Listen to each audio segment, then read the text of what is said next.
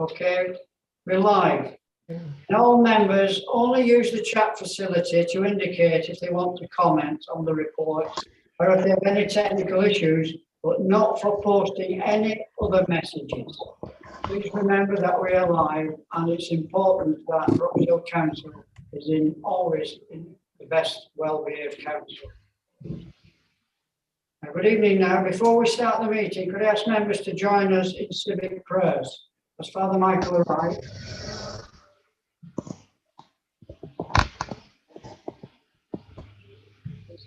Mary Zama here. I shall conduct these prayers myself then. Could we say the prayer that unites us all? Our Father, who art in heaven, hallowed be thy name. Thy kingdom come, thy will be done on earth as it is in heaven. Give us This day our daily bread, and forgive us our trespasses, against us. we forgive those who trespass against us. Lead us Not from temptation, but deliver us from evil. Thine is the kingdom, the power and the glory, forever and ever. Amen. Thank you A all. few versions of that, didn't we? What was it? It's quite moving, was that? Very moving. Thank you very much. Okay. I have a number of announcements to make before we start this evening. First of all, I'd like to express my gratitude to the two chaplains. Sadly, they're not here, so they won't be here to what I'm saying, but I really am pleased with what they've done for me over the last 2 years, which is quite unusual. Ordinarily, I would be reminding you all of the forthcoming Mayor's Charity Ball and encouraging members to support the work of the charity. But we won't have that opportunity. We won't be able to enjoy that again. That's another year gone, which is rather sad. I do hope to encourage you to donate online my charities. I've still got Councillor David Forbes walking around his garden every day, so I'm hoping that you will sponsor David. And I think now, Alan, I think the quiz now is closed, hasn't it? No, Mr. Mayor, as you know what I'm like, I met somebody on Monday. I know the closing date, so I told him it was midnight that night. So I sold him 10 quid's worth, and I've also got another 40 quid from somebody else who was selling. So, and there's quite a few councillors who still haven't sent me. And so if they send that in, I'll add it to your total. I'm still hoping to give you 2,000 in total, Mr. Mayor. It's absolutely amazing. Well done, Alan. And we're not going to close it then until tomorrow night then. So get another tenner from somebody. Okay. Right. Apologies now for absence. Item number 2 on our agenda. I've received apologies from councillors Burke, Farnell, Ormby and Dale. Are there any other apologies? If there are any more apologies, please advise me as we go through the roll call of the members present. The roll call will be alphabetical, as we've done before. As I call out your name, could you please unmute and confirm your attendance so you can be heard? That's important. Okay. Councillor Ali Ahmed. Yes, Mr. Mayor, I'm here. Councillor Iftikhar Ahmed. Present, Mr. Mayor. Councillor Shakil Ahmed. Present, Mr. Mayor. Councillor Delatale. Good evening, Mr. Mayor. Councillor Sultan Ali. Present, Mr. Mayor. Councillor David Bamford. Present, Mr. Mayor. Councillor Tom Besford. Present, Mr. Mayor. Councillor Jackie Beswick. Present, Mr. Mayor. Councillor John Blundell. Present, Mr. Mayor. Present. Malcolm Boris. Present, Mr. Mayor. Councillor Alan Brett. Present and correct, Mr. Mayor. Councillor Philip Burke. Send apologies. Oh, apologise, I should have crossed him out. Councillor Wendy Cox. Present, Mr. Mayor. Councillor Irene Davidson. Present, Mr. Mayor. Councillor Ashley Durnley. Present, Mr. Mayor. Councillor Raymond Dutton. Present, Mr. Mayor. Councillor Neil Emmett. Present, Mr. Mayor. Councillor Susan Emmett. Present, Mr. Mayor. Councillor Janet Hermsley. Present, Mr. Mayor. Councillor James Gartside. Good evening, Mr. Mayor. I'm present. Councillor John Hartley. I confirm my attendance, Mr. Mayor. Councillor Kieran Eakin. Present, Mr. Mayor. Councillor Michael Holly. Present, Mr. Mayor. Councillor Aftab Hussain. Present, Mr. Mayor. Councillor Peter Joinson. Present, Mr. Mayor. Councillor Andy Kelly. Present, Mr. Mayor. Councillor Peter Malcolm. Present, Mr. Mayor. Councillor Donna Martin.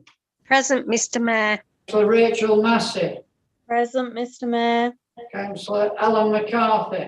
Present, Mr. Mayor. Councillor Daniel Meredith. Present, Mr. Mayor. Councillor Amnia Mir. Present, Mr. Mayor. Councillor Kat Nixon. Present, Mr. Mayor. Councillor Callum Nolan. Present, Mr. Mayor. Sean O'Neill. Present, Mr. Mayor. Councillor Liam O'Rourke. Present, Mr. Mayor. Councillor Rena Palucci. Present, Mr. Mayor. Councillor Faisal Rana. Present, Mr. Mayor. Councillor Seem Rashid. I'm just here, Mr. Mayor. Councillor Sarah Robotham. Good evening, Mr. Mayor. Councillor Peter Rush. Present, Mr. Mayor. Councillor Susan Smith. Present, Mr. Mayor. Councillor Angela Smith. Present, Mr. Mayor. Councillor Patricia Sullivan. Present, Mr. Mayor. Councillor John Taylor. Present, Mr. Mayor. Councillor Carol Wardle.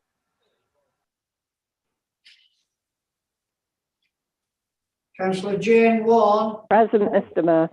Councillor Charlotte Here. Present, Mr. Mayor. Councillor June West. Present, Mr. Mayor. Councillor Donna Williams. Present, Mr. Mayor. Councillor Peter Williams. Present, Mr. Mayor. Councillor Peter Winkler. Present, Mr. Mayor. Councillor Elsie Waith. Present, Mr. Mayor. Councillor Samina Zahir. Present, Mr. Mayor. Councillor Mohammed Zahir. Mohammed Zaman. Assalamu alaikum, Mr. Mayor. Thank you very much indeed. Item number 3 is the declaration of interest. Now, do any member have any personal, prejudicial or disclosable pecuniary interest that they need to declare at this meeting? And can I ask members with interest to declare them now using the chat facility, and I will then read them out.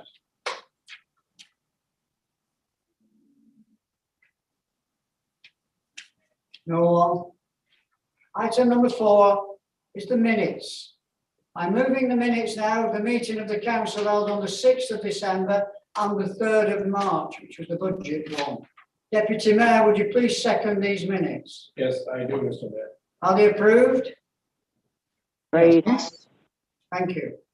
Item number 5, public questions. There are no questions have been received for this evening's meeting. So we move on to item number 6, which are submitted motions. And we have 3 motions for consideration by council this evening as set out in the agenda. And I must remind members that the council has up to 20 minutes to debate individual motions. We'll take motion number 1. Councillor John Hartley, will you please move the motion? I move this motion. Do you want me to read it out, Mr. Mayor? Councillor, I presume it's been read. Councillor O'Neill, will you second the motion and confirm if you wish to speak now or reserve your right to speak later? I'll second the motion, Mr. Mayor, and I reserve my right to speak later.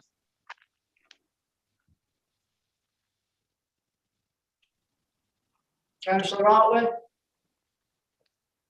Yeah, I just want to put the motion forward, please. Right, thank you. We're now going to submit an amendment to this motion, so I'm now going to move straight to the amendment. And ask Councillor Taylor to move the amendment. Thank you, Mr. Mayor. Would you like me to present it now? Please, yes. Thank you, Mr. Mayor. I'm pleased to present this amendment to the motion.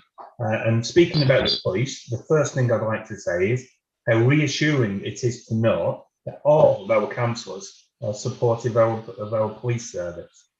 It's important to recognise the very valuable role that our police officers play in protecting all of our communities across the borough. and we should also make sure that they're aware that we support them. You've only got to watch videos from the last few nights in Bristol, the footage from the vigil a few nights ago as well, to recognise just what a difficult job our police officers have, and also to recognise the difficulties members of the public fear, particularly around fear of crime at the moment, especially lone females. But policing is dynamic and it moves with the times.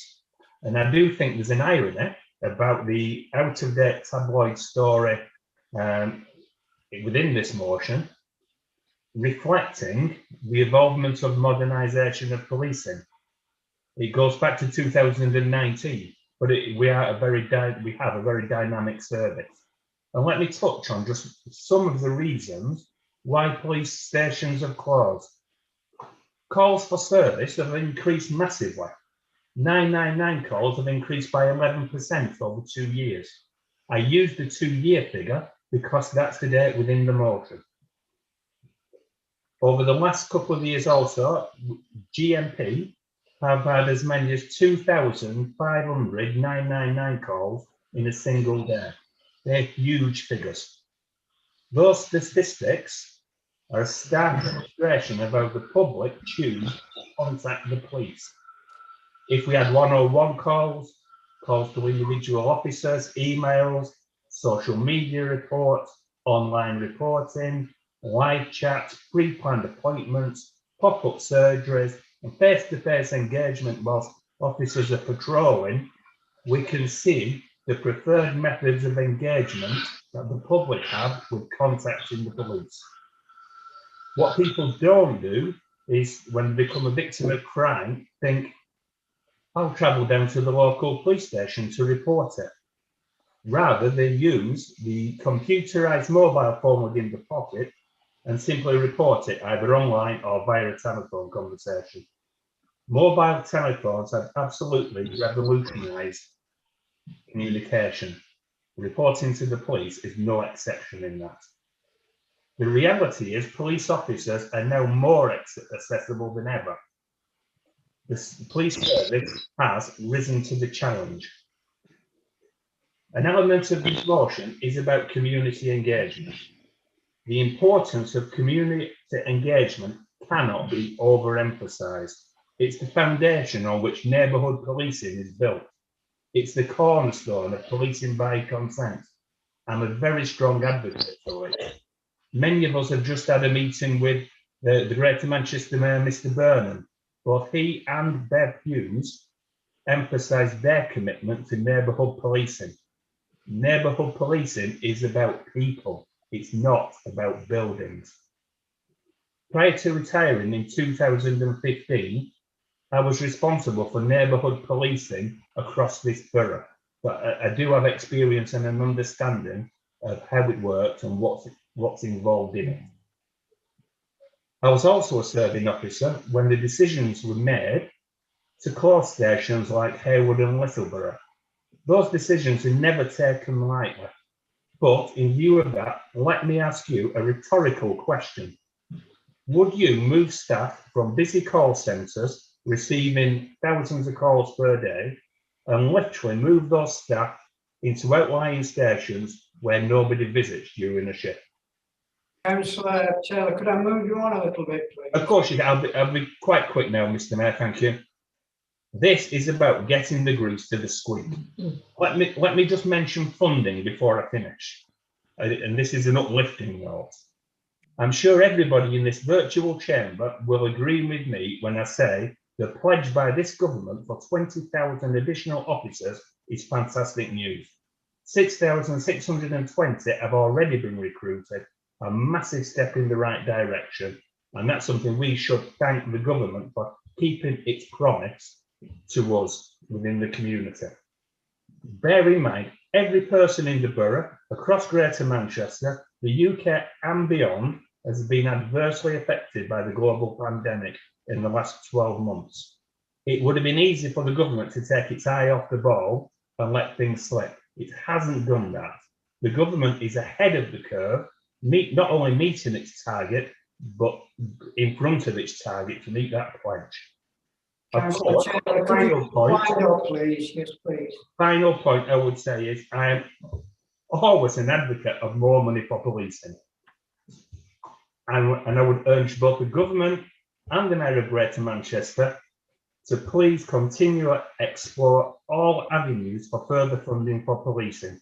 Community safety, the fear of crime and bringing offenders to justice is a huge priority for me, as I'm sure it is for everybody else. And on that note, Mr. Mayor, I will formally move this motion and hope everybody supports it. Thank you. Councillor Patricia Sullivan, could you second the motion, please? And indicate whether you wish to speak or wish you reserve your right to reply later. I second the motion, Mr. Mayor, and reserve the right to speak later. Thank you. I'm now going to take members in order in which they indicated they wish to speak on this amendment.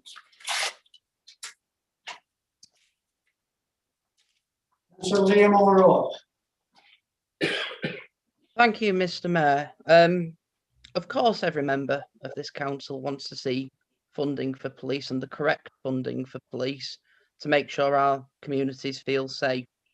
That is why, although the government has committed to 20,000 extra police officers since 2019, that is only making up for the 21,732 officers who were lost between 2010 and 2018. And as I'm sure you know, Councillor Taylor, the burden for police funding has been switched from the government through progressive income tax, etc., to council taxpayers versus the mayor's levy. Andy Burnham is doing his best to replenish police numbers that have unfortunately been cut by central government year after year. Now, you talk about the way that policing has changed, and therefore my town, like Haywood, you say, does not need its police station anymore because it is an old-fashioned, outdated way of doing things. Let me tell you this very bluntly. People in my town felt safer with that brand new building delivered 12 years ago, I think it was, 12, 13 years ago. People felt great about having that in the town. People felt good about knowing that police officers were parading in on town. The much missed Father Daly was often someone who would comment that police officers who paraded on in Middleton at Middleton Police Station often found themselves having to walk all the way to Haywood, meaning there were times that my town wasn't looked after by police. I don't think that's good enough. I think those police officers should have a place where they can parade on and spend time looking after each of our towns and communities. Okay? This doesn't actually have to be a battle, this amendment. We all, I'm sure, feel the same, that the closure of police stations like in Haywood was unnecessary, but it was down to government cuts. It wasn't just Haywood Police Station. It wasn't just under Andy Burnham. We're talking councils across the country of all political colours have faced their police stations closing. If central government funded this correctly, we could have all we want. Safer communities that are actually policed properly. I'm afraid that's not happening at the moment, which is why I would urge my Labour colleagues to vote down this amendment to make sure that we get proper funding and police stations back in my town. Thank you.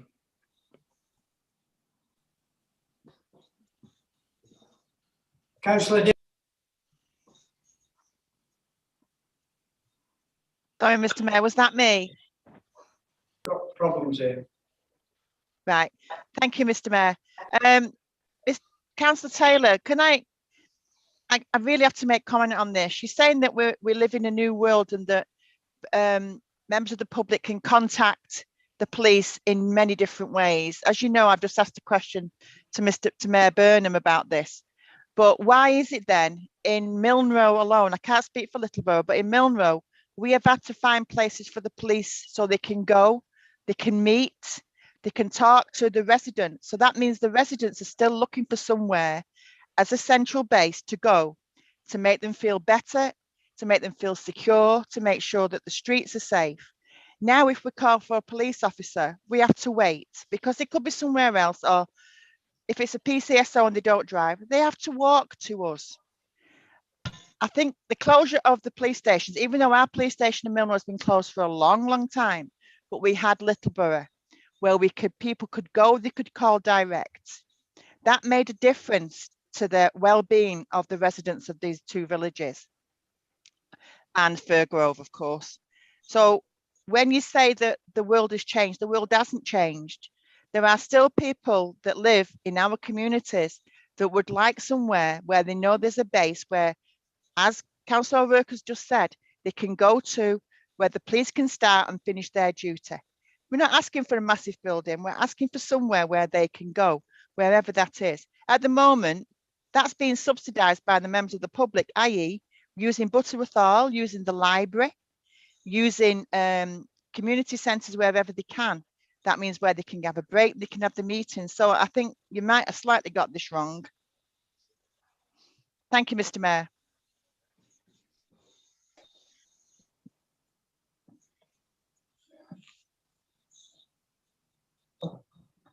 Thank you, Councillor Davidson. Could I ask members now to just be quicker with their points, please, because we are running out of time on this amendment. Okay, Councillor Wazir.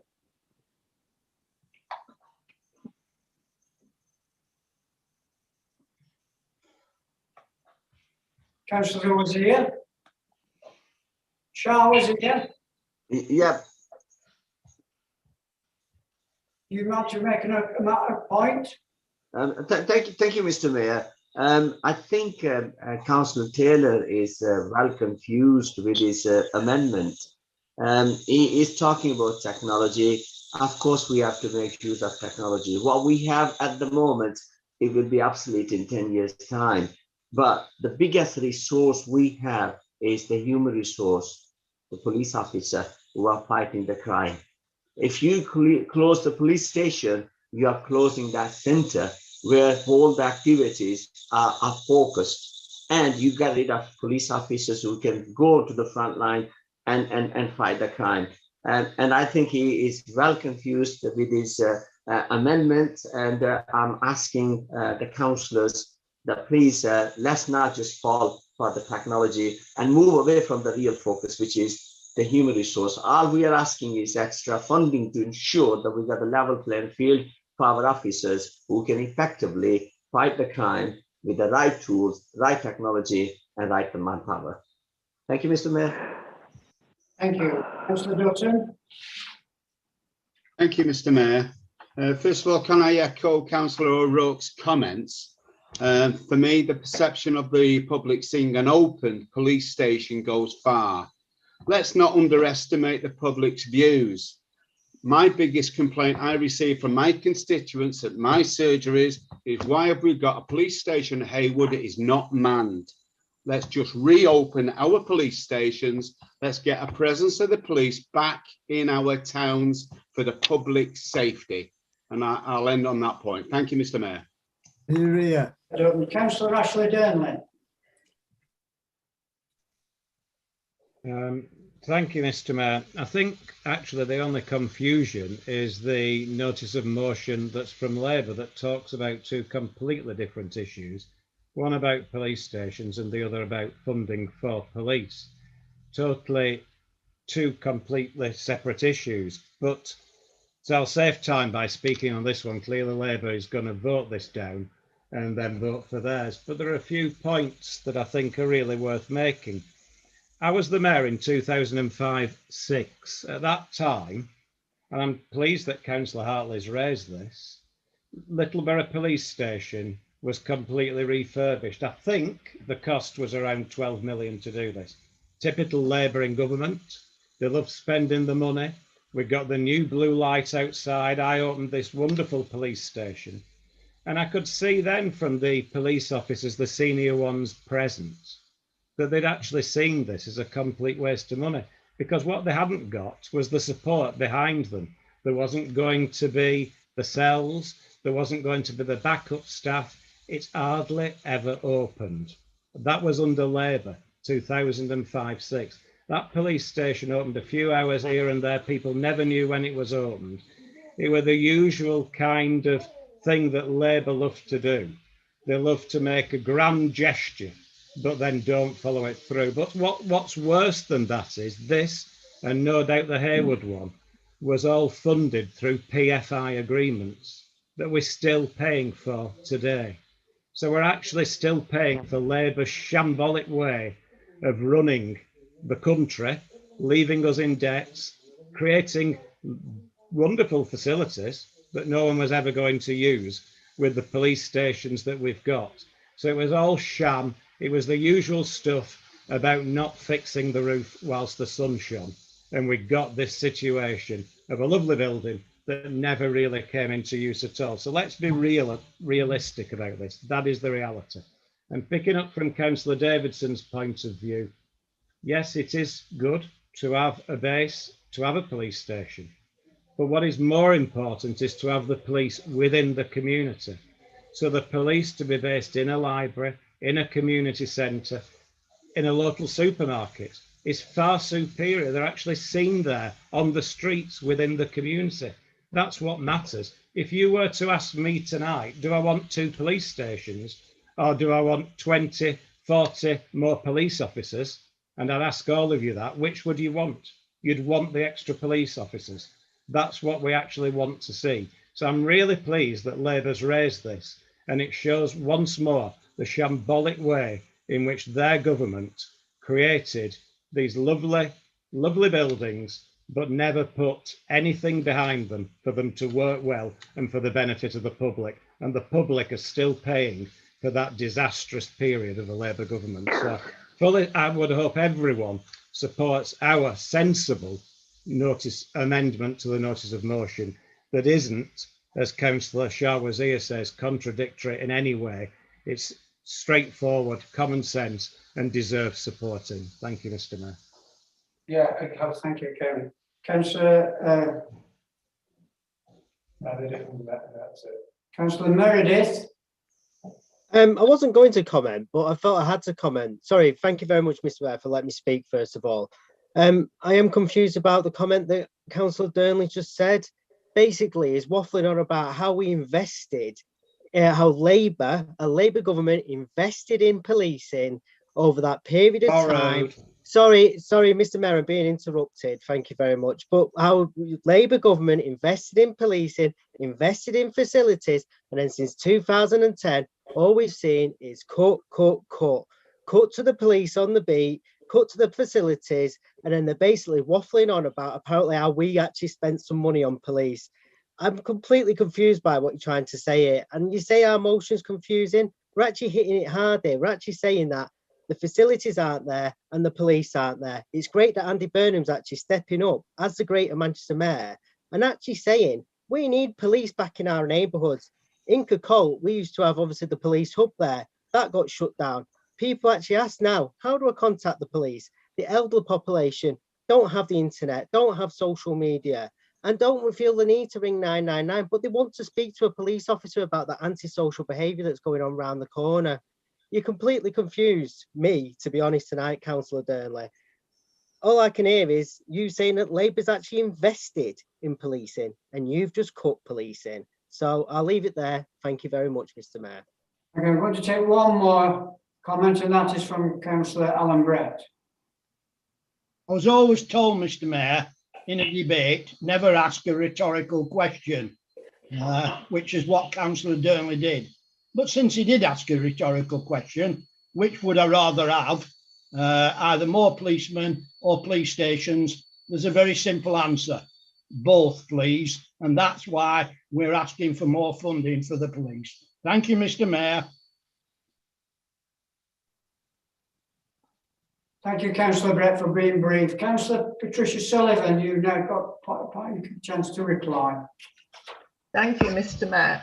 I found this whole debate terribly confusing, and I think a lot of the Labour got a vision of something rather cosy with the blue light over it and Constable Dixon from Dock Green sitting there handing out cups of tea.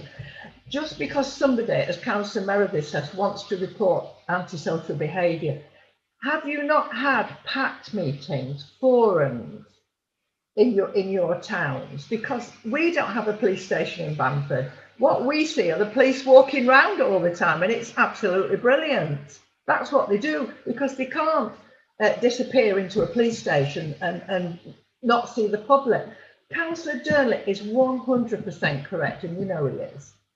I mean, you haven't made a case to open these police stations or reopen them, because so many places haven't got them. You've mentioned 2 in the borough. We don't have a police station, we don't have a community centre. We see our police all the time. We have regular PAC meetings before the pandemic, and we have regular forums. The police come, they face the public, they face the questions. It's not very pleasant for them, but that's what they're there for. And they're walking around all the time. I don't think you're looking, because that's where they are. They're on the streets, not sitting in a police station. The pandemic has spoiled everything at the moment. It really has. When this is over, let us get back to our police walking around, our forums where they come and meet the public, who go when they've got a problem. I mean, if someone's attacking them on the street, so good running, you know, half an hour to the nearest police station. That's not what it's all about. Somebody will, if they see it, will phone up and sort it out. Everybody's got mobile phones. I know a lot of elderly people don't use them, but some of us are quite elderly. We all use them all the time. I think we have to respect Councillor John Taylor. Goodness sake, he was a police inspector, and that was his job, was on the beat round Rochdale. He knows it. He knows what he's talking about. Please don't want to reinvest in them. You won't be able to have them 24-hour-a-day cover. They're no good when they're shut at night or shut for lunch. We haven't got the staff for that. There isn't enough money in the world to do all that Labour would like to do. That's why we ended up, as Councillor Durnley repeatedly says, in 2011 with no money in the pot. You've not made the case for it.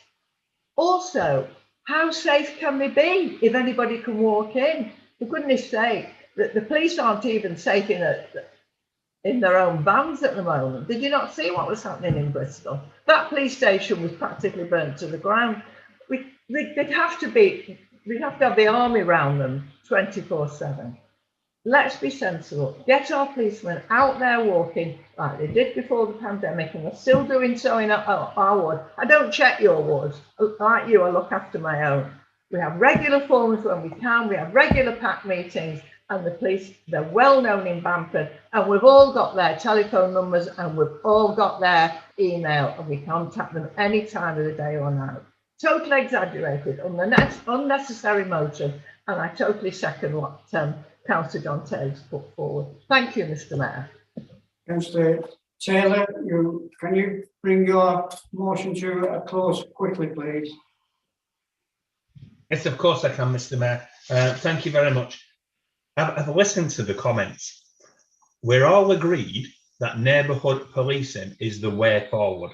Neighbourhood policing is about people in the community. It is not about buildings, empty or otherwise. I've policed for 30 years. I do think I have an understanding of police consent and legitimacy, and that's how you achieve it, by being in the community, speaking to people. The other aspect of this is, since this motion is from 2019, since then, huge amounts of money are being pumped into the police. I am delighted to see that, and I do hope people will vote for it. Thank you, Mr. Mayor. Thank you. We can now move to the vote on the amendment to the motion. I'm going to start the roll call again. When I call your name, please indicate if you are for, against, or abstaining the amendment. Ali Ahmed. Hi, Mr. Mayor. I'm against it. Iftikhar Ahmed. Against, Mr. Mayor. Shakil Ahmed. Against, Mr. Mayor. Dilat Ali. Against, Mr. Mayor. Senator Stuart Ali. Against, Mr. Mayor. Councillor David Bamford.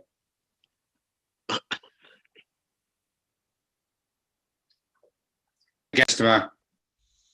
Councillor Tom Besford. Against, Mr. Mayor. Councillor Jackie Bezic. Against, Mr. Mayor. Councillor John Blundell. I'm against the amendment, Mr. Mayor. Councillor Malcolm Barris. Against, Mr. Mayor. Councillor Alan Brett. Against, Mr Mayor. Councillor Irene Davidson. Against, Mr Mayor. Councillor Ashley Durnley. For, Mr Mayor. Councillor Raymond Dutton. Against, Mr Mayor. Councillor Neil Emmett. Against, Mr Mayor. Councillor Suman Emmett. Against, Mr Mayor. Janet Amesley. Against, Mr Mayor. Councillor James Gardside. For, Mr Mayor. Councillor John Hartley. Against, Mr Mayor. Councillor Kieran Eakin. Against, Mr Mayor. Councillor Michael Holly. For, Mr Mayor. Councillor Aftab Hussain. Against, Mr Mayor. Councillor Peter Joinson. Against, Mr Mayor. And Councillor Andy Kelly. Against, Mr Mayor. Councillor Peter Malcolm. Against, Mr Mayor. Councillor Donna Martin. Against, Mr Mayor. Councillor Rachel Massey. Against, Mr Mayor. Councillor Alan McCarthy. Against, Mr Mayor. Councillor Daniel Meredith.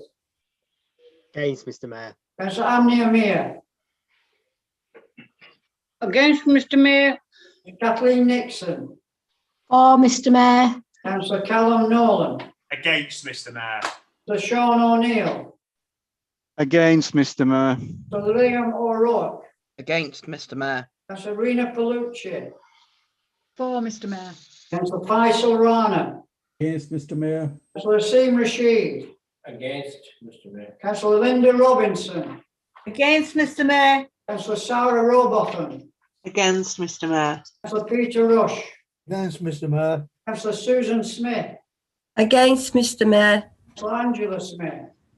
For, Mr Mayor. Councillor Patricia Sullivan. For, Mr Mayor. Councillor John Taylor. For, Mr Mayor. Councillor Carol Wardle. Against, Mr Mayor. Councillor Jane Warner. For, Mr Mayor. Councillor Shah Wazir. Against, Mr Mayor. Councillor June West. Against, Mr Mayor. Councillor Donna Williams. Against, Mr Mayor. Councillor Peter Williams. Against, Mr Mayor. Councillor Peter Winkler. For, Mr Mayor. Councillor Elsie Wade. Against, Mr Mayor. Councillor Samia Zahir. Against, Mr Mayor. Councillor Mohammed Zaman. Against, Mr Mayor.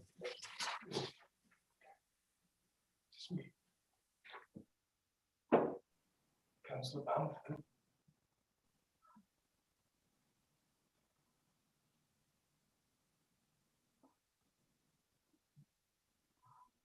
Missed two off the roll call. Councillor Wendy Cox.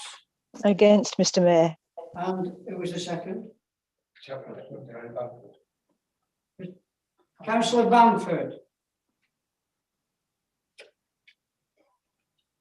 Against, Mr Mayor.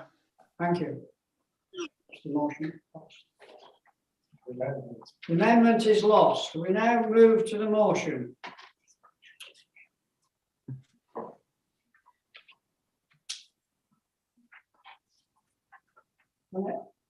We now move back to the initial motion, and can I ask any members who wish to speak on the original motion, please indicate now, and please note that we've spent more than our time on this one item. Okay, Councillor O'Neill, you may wish to speak if you haven't already done so.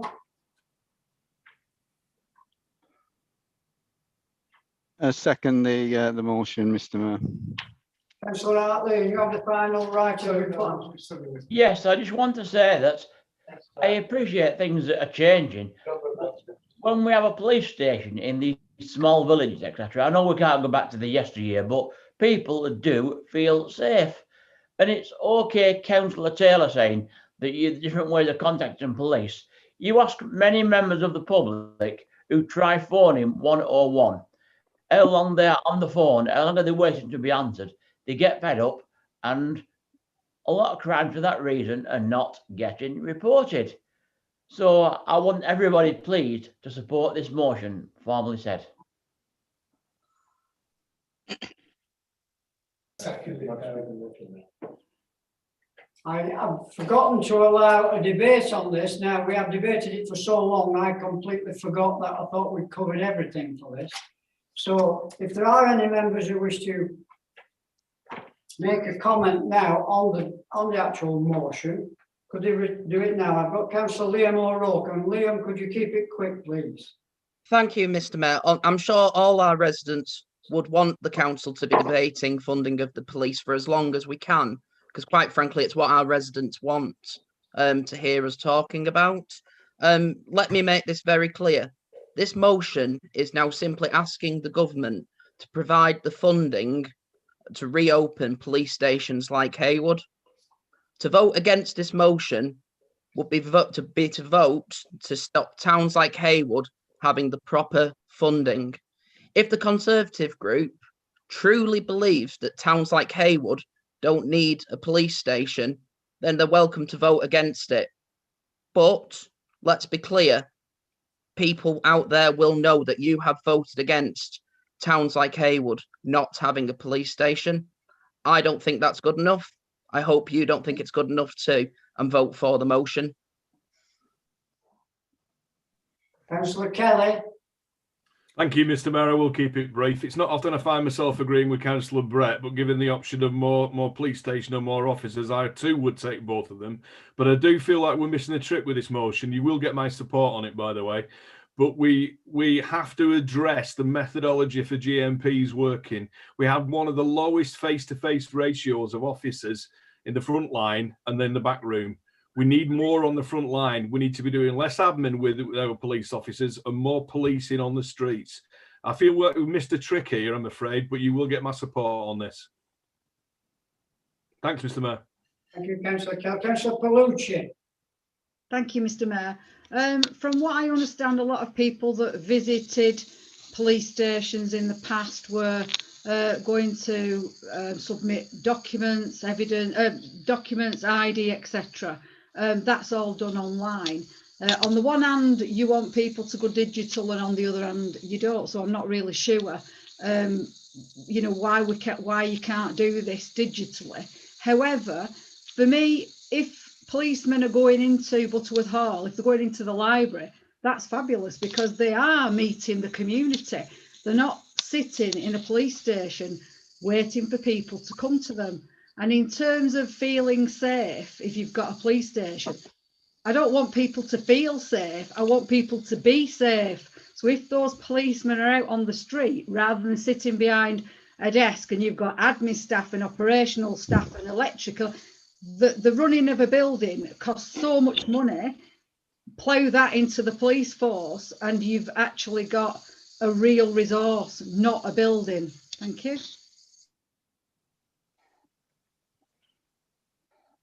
Councillor Taylor, 1 point, please. Okay. Thank you, Mr. Mayor. I'll be very quick. I just think this council needs to be realistic. We can't fund many new buildings and more police officers. Police officers are worth far more than buildings. I won't vote against this. I'll abstain. But I just think it's a ridiculous motion to want to fund buildings and not officers. Councillor Davidson, again, could you please keep it to 1 point? Very quick, Mr. Mayor. Maybe I didn't get my point over correctly in the last debate, but Butterworth Hall Library, Butterworth Hall is not a council building anymore. It's a private building. The library is a public building run by the council, which means they're being subsidised. They're using these buildings being subsidised, one by the council and one by volunteers. So that's not costing the ratepayer anything other than through the library. So that's my point. The point is they're using buildings that are being subsidised. Thank you, Mr. Mayor.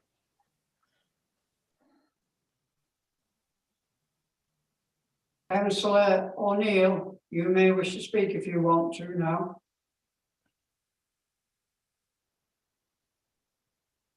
Thanks, Mr. Mayor. Yeah, I mean, we're talking about people, police officers and buildings. It's the building's already there in Haywood. Littleborough, it's the building's there, but I don't think it's actually belongs to the police anymore. Am I right? So there would be extra costs there. But what this motion is asking for is the resources. Police are the resources, their wages, the backroom staff, the counter staff. You go to Rochdale Police Station, it wouldn't be a police officer you saw, it would be a civilian staff to report whatever, or giving documents or whatever a police what it does encourage a local police station is that confidence. That confidence. People see that police station in Haywood and they wonder, it's open, so the the building's being used for certain resources, but it's not being used as a police station.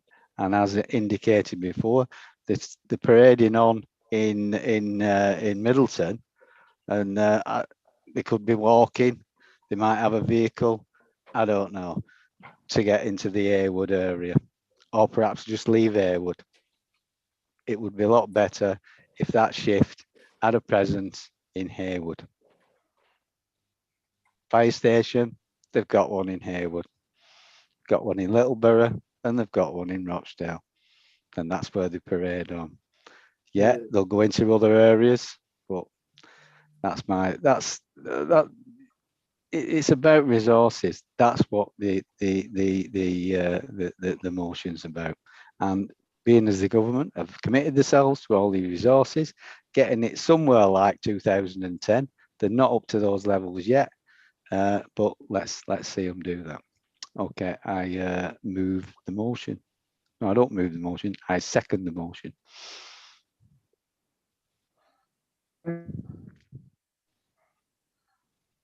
Hello. Councillor Hartley, you've now got the right to reply, but could you make it very quick? This is the correct procedure, okay? What do you mean, Mr. Mayor?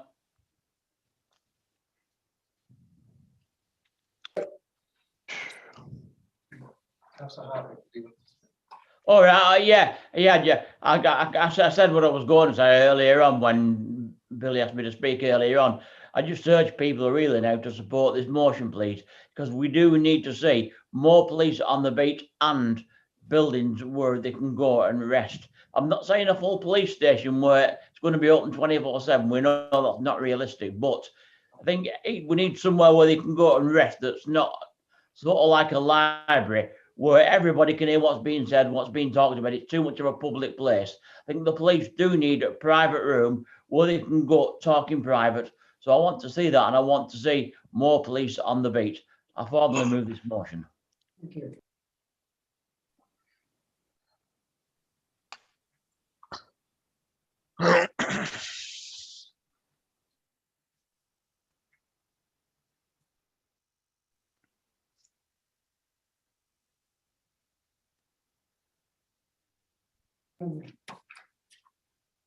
I'm now going to move on to the vote. Okay, can I go through the roll call? Ali Ahmed.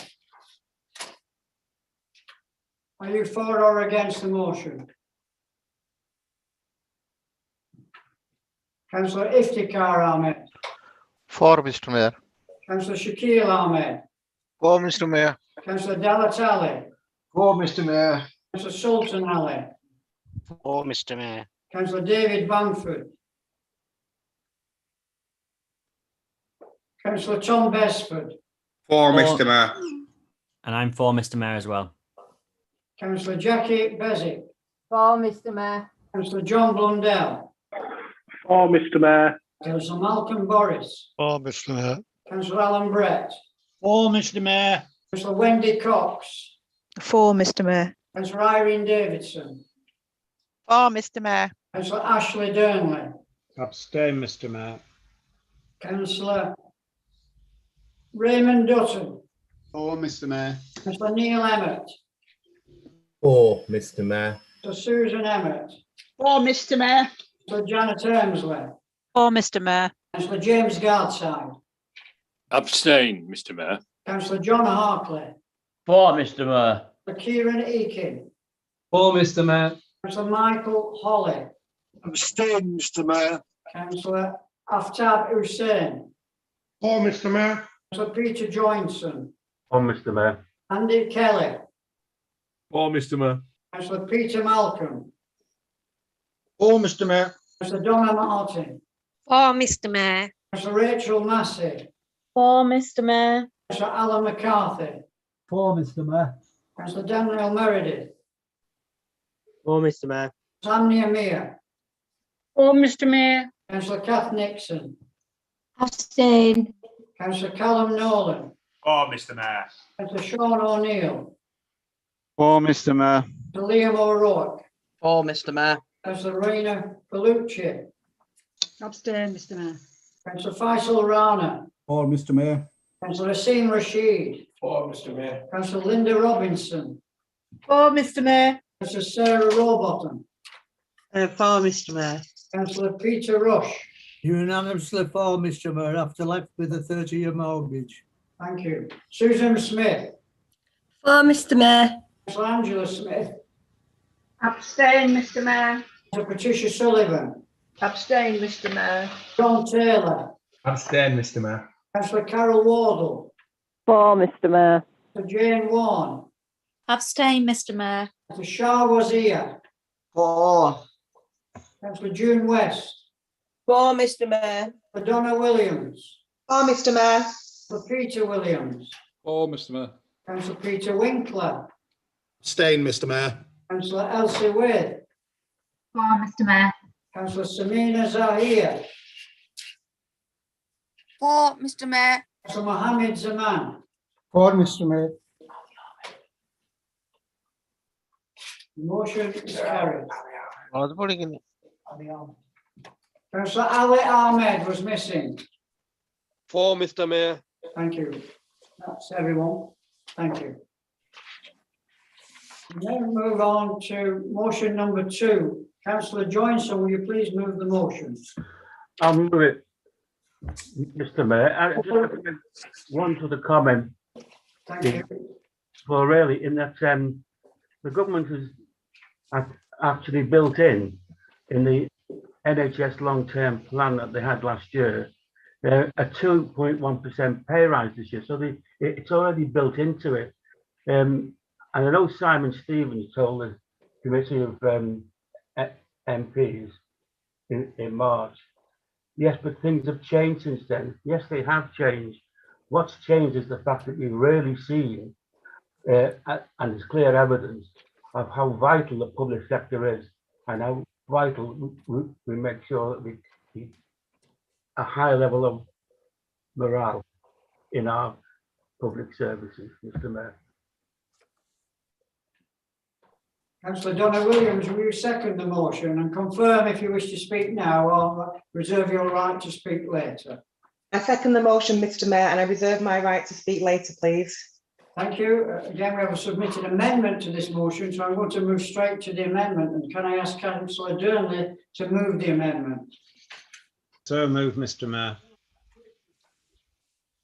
You want to speak on the amendment? Yes, I can speak now. Yeah, looking at the notice of motion, we all understand that this year it was sort of agreed that the public sector in general wouldn't have any increases at all, but the government feel that in light of the issues around nursing, that there should be an increase for them. Now, that has yet to be decided. That will be decided later this year with the independent peer review body, who will come forward with their recommendations in due course. And I think you're kind of preempting it with this particular notice of motion.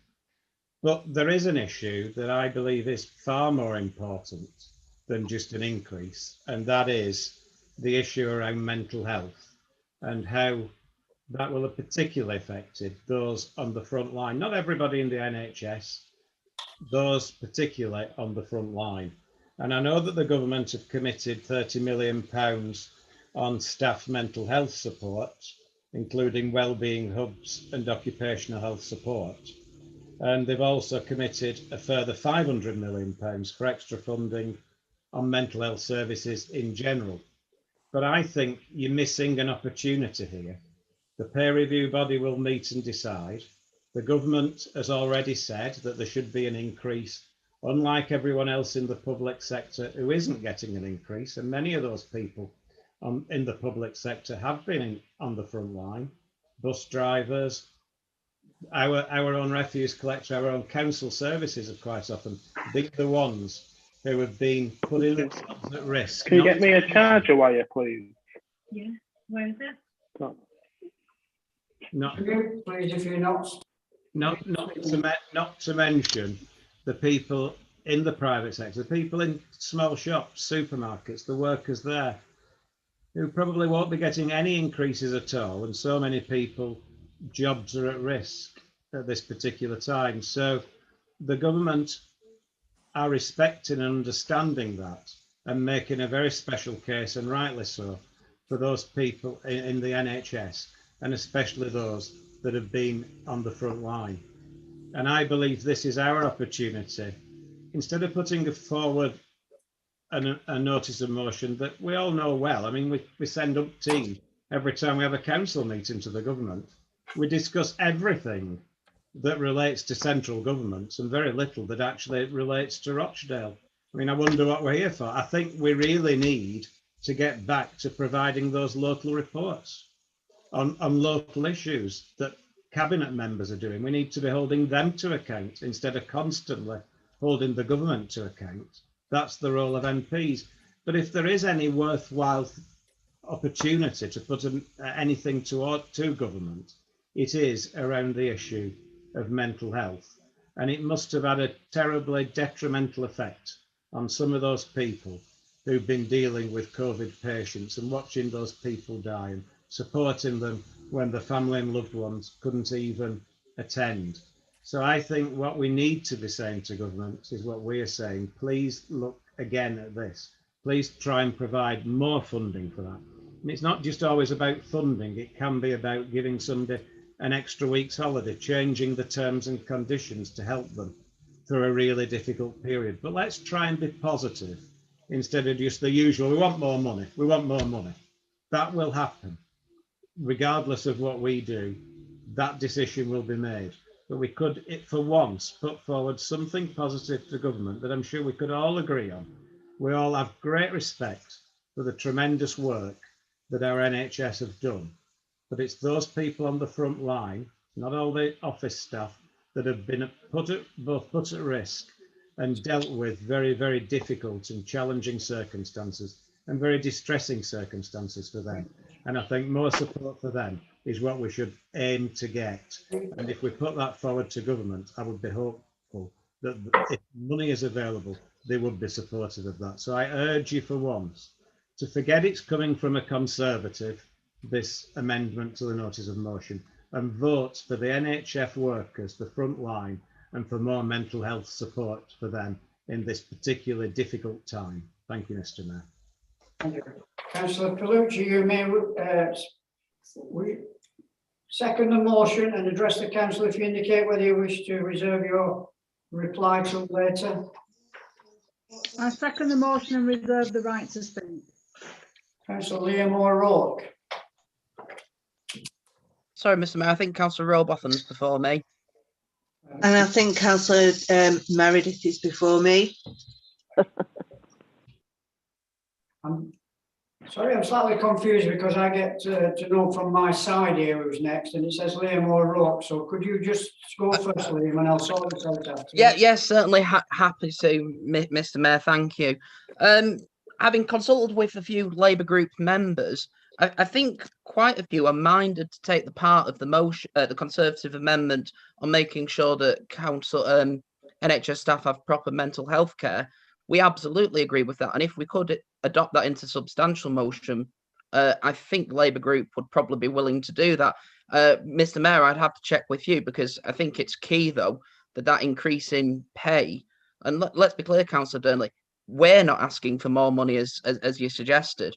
We want nurses to have more money. Those who've put themselves at risk for the last year in one of the most frightening times possible. Okay, I think the only ones asking for money themselves will be Councillor Meredith and Councillor Johnson, who've been on the front line, working the metaphoricals off, saving people's lives every single day. And thank you to them. Mr. Mayor, can we take advice? Can we take the part of the motion on including the part on mental health support? Because to paraphrase Councillor Brett earlier, why not both? It doesn't have to be an either or. And thank you for the suggestion, Councillor Durnley, for including that. But we also think that nurses need the pay and we can't accept getting rid of that part of our motion. Can we take advice, please, Mr. Mayor? Mr. Mayor, as mover of the original motion, I'm more than happy to actually take on board the paragraph that's been inserted by Councillor Durnley. But I would clearly still like to include the full motion that I have moved tonight. So I would like to include the Labour full motion and add that paragraph referring to mental health issues. I second that, Mr. Mayor. Sarah Rowbottom. Yeah, it's only like I'm speaking in regards to the amendment. Sorry, so is my dog apparently. I think Councillor Durnley just said that we were preempting the pay review body. Well, that's okay. We can preempt it. We can preempt it and say that actually this is what we think, and we think that 1% is inadequate. That, you know, we can make a recommendation to the Treasury, to the government, and say that we're preempting it by saying that 1% is inadequate. I also agree with Councillor Durnley in relation to all the other frontline workers. However, they're often employed by private companies. And if I was in a position to, I'd lobby those private companies. Actually, I am doing in relation to bus services in Greater Manchester. I can't control their pay because we're not their employers. We're the employers of the NHS. I think it's, you know, I'm more than happy for the mental health support to come on board, but the whole country needs mental health support. Councillor Durnley will often talk about throwing money at stuff and spending money on the wrong things. And, you know, unfortunately, this government spent an awful lot of money on a very failed track and trace system, which was totally inadequate, and we should have been doing it in the first place. Equally, they just bought a whole load of nuclear warheads. I'd much rather have good, decent, quality paid nursing staff than nuclear warheads. So I'm against the amendment as it stands, but I would be more than happy to combine it with the full Labour motion. Thank you. Councillor Danny Meredith. Thank you very much, Mr. Mayor. First of all, I would like to thank Councillor Durnley for his comments. And obviously, I do support what he's saying in regards to mental health.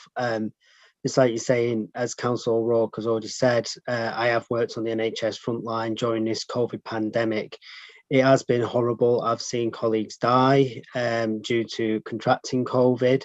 I've seen young people die. I've seen children die of it as well, and it's been absolutely horrible. I must admit that, and that's it basically. But what I'm trying to get at here is we do deserve a pay rise with what we've had to put up with this year. I was in, just an example, I was in resource the other day. We have an 8-bedded resource and there's meant to be 5 nurses in that area. There was 3 and I was coordinating that resource. Do you think that I shouldn't deserve a pay rise? I was doing the job of 3 people that day and it was absolutely mental, and I'll tell you that now. So just getting back to the point, you said that no one was meant to be getting a pay rise this year. Can I ask why HMRC have actually got a 13% pay rise over the next 3 years? Seems like mates in the government there are actually giving themselves a pay rise. Second of all, I'd like to say that I agree with what Councillor Rowbotham has said. You know, to have that 12.5% pay rise, which is actually being suggested by the unions, it would actually cost £2.7 billion. Failed track and trace system costs £37 billion. And also, like you said, we do have the nuclear warheads that are actually being created as well. Don't know why that's happening. Completely against, and I would like to see nuclear disarmament across this actual country, because I think it's, and we do need to be investing in the NHS in that. I just think it's absolutely disgusting where we're actually going with this. So it's like you're saying, we've got a failed track and trace system that you invested into. At this rate, you're going to have a failed NHS system that will be broken beyond repair, and you will not have nurses and you will not have doctors. There's about 200,000 vacancies across this country right now of actually trying to get people into NHS and caring professions. So really, you need to step up your game, and the government of this country needs to give nurses, carers, porters, admin staff, catering assistants, they all need a pay rise during what they've had to put up with during this COVID pandemic. Thank you.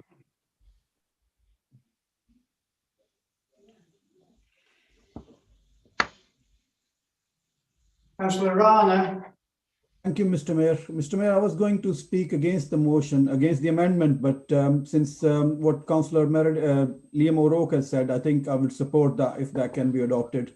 And thank you for that, Mr. Mayor. Thank you.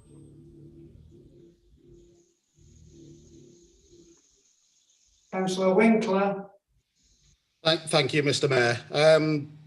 It was only a couple of weeks ago, and obviously I take on board, and I can't ignore Councillor Meredith. He's there on the front line doing this job.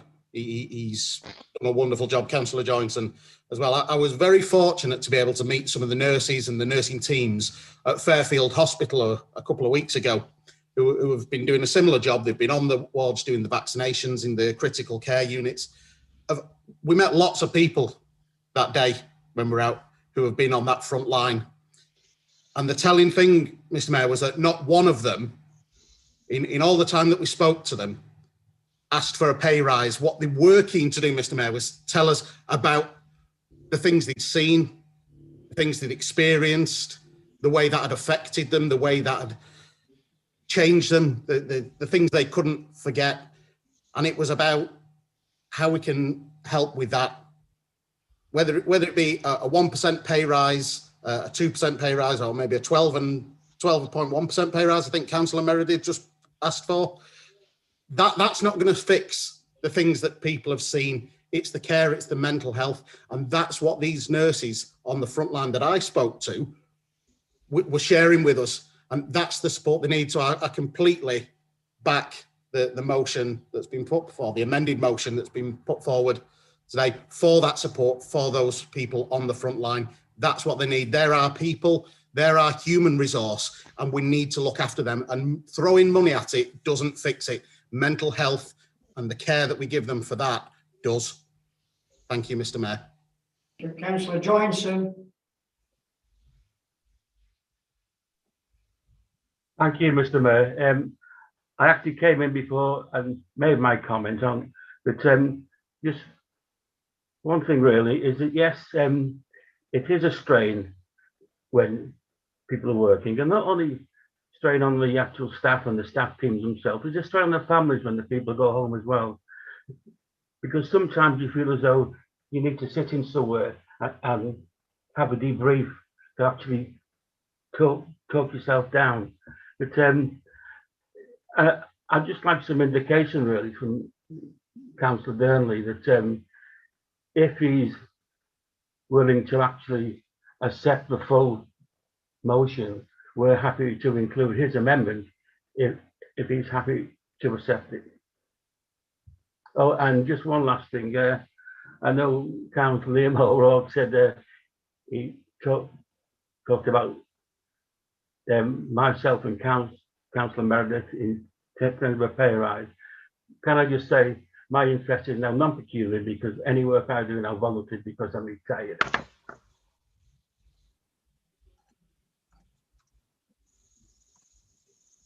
Councillor Wan. Thank you, Mr. Mayor.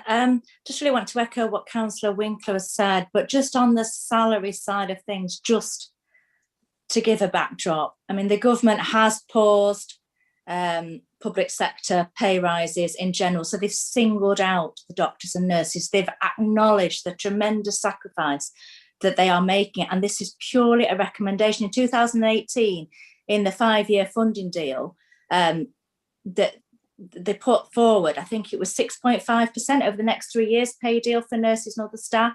And the hospital trusts themselves have all factored in 2.1%. So that is what is expected. The government has made their recommendation, which is above what their recommendation for any other public sector worker, apart from the extremely low paid. And it's up to the people who know, who will look at that, look at their evidence and look at the sector as a whole, the people in there, in the the pay review body and the DDRB. It's for them to decide whether that's appropriate. So I know Councillor Robotham said it's irrelevant that it's premature, but it is premature. So let's have that conversation after May and see what happens. The government have already, committed, it's 33.9 billion a year. And by 2023, there'll be 148.5 billion for the NHS as a whole. And the highest pay rise in a decade in 2018 for that sector. So, we are putting the money in there and just adding to that emphasis on the mental health and the mental health support, additional support for the general public as well. And it's not just, as we're trying to say in the motion, it's not just the NHS staff, it's also the drivers, the nursery assistants, the key workers, the council staff, and just to make sure that that support is there and that's acknowledged within the motion. Thank you. Councillor Neil Emmett. Thank you very much, Mr. Mayor. I think we can all agree that this past year has been something that none of us ever thought we'd ever see in our lifetimes. And certainly it's been a very, very difficult year. And all I can say is for the last year, thank God for our National Health Service. Thank God for Anaya and Bevan for setting up the National Health Service in 1948. Thank God for those wonderful doctors and nurses on the front line that have helped and nursed people back to health who have been suffering from COVID, but also have been with those people who have sadly passed away and have been with them in their final hours while trying to alleviate the worst of their suffering. Those people deserve proper recognition.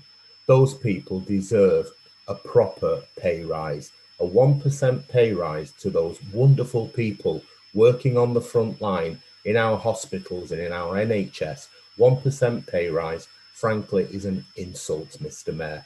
We should give the people, those people who have put their lives at risk, and Councillor Meredith hit the nail on the head.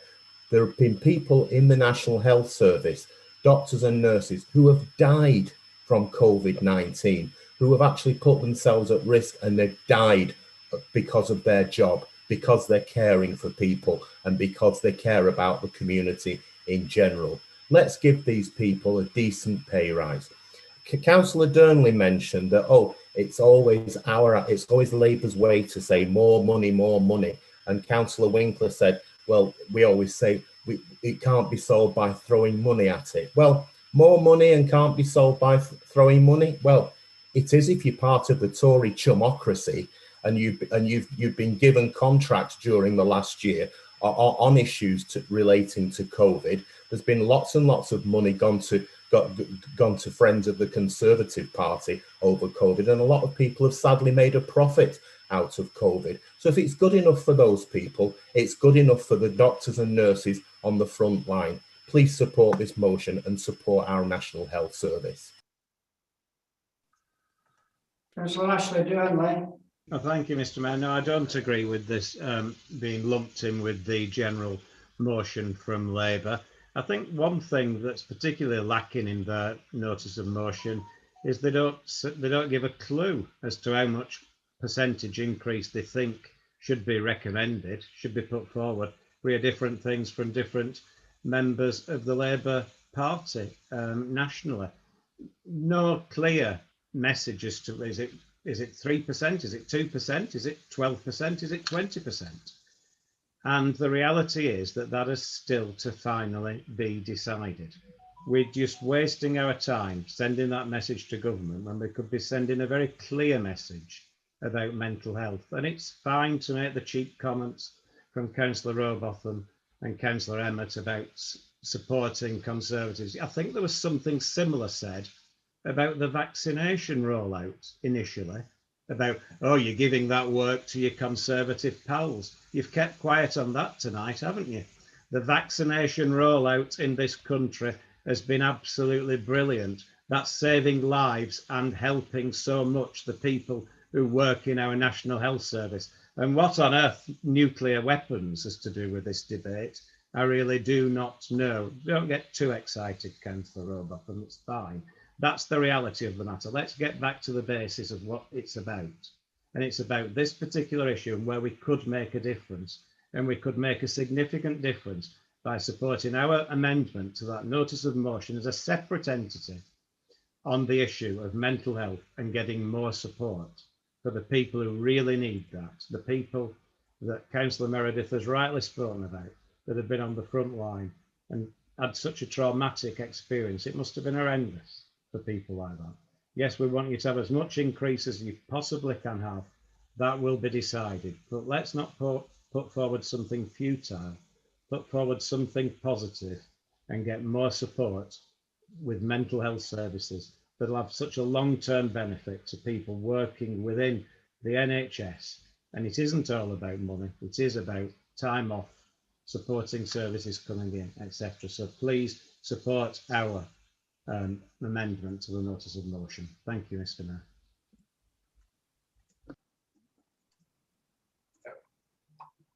Thank you, Councillor Darley.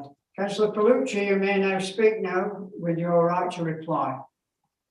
Thank you. I second the comments that Councillor Darley said.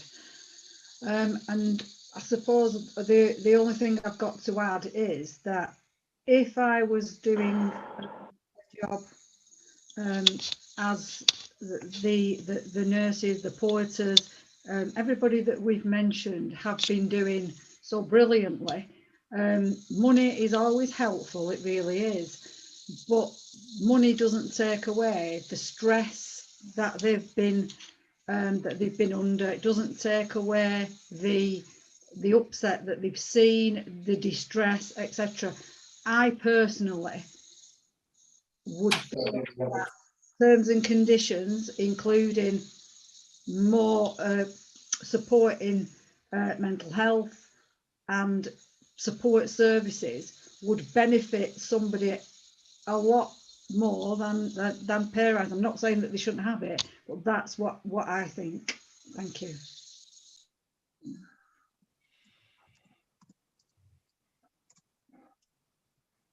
Right. Right. Now I want to move to the vote on the amendment to the motion. So can you hang on a minute? Point of order, Mr. Mayor. We've asked a question. It's not been answered yet about combining part of the amendment. I was listening, Councillor O'Rourke, if you were listening to what Councillor Darley said, he did not agree. Am I right, Councillor Darley? You want to carry on with the amendment? That's correct, Mr. Mayor. Carry on with the amendment as it is. So can I go to the roll call now, please? When I call your name, please indicate if you are for, against or abstaining. Okay. Councillor Ali Ahmed. Councillor Iftikhar Ahmed. Against, Mr. Mayor. Councillor Shakil Ahmed. Against, Mr. Mayor. Councillor Delatali. Yes, Mr. Mayor. Councillor Sultan Ali. Against, Mr. Mayor. Councillor David Bamford. For. Councillor Tom Besford. Against, Mr. Mayor. Councillor Jackie Bezic. For, Mr. Mayor. Councillor John Blundell. Against the amendment, Mr. Mayor. Councillor Malcolm Boris. Against, Mr. Mayor. Councillor Alan Brett. Against, Mr. Mayor. Councillor Wendy Cox.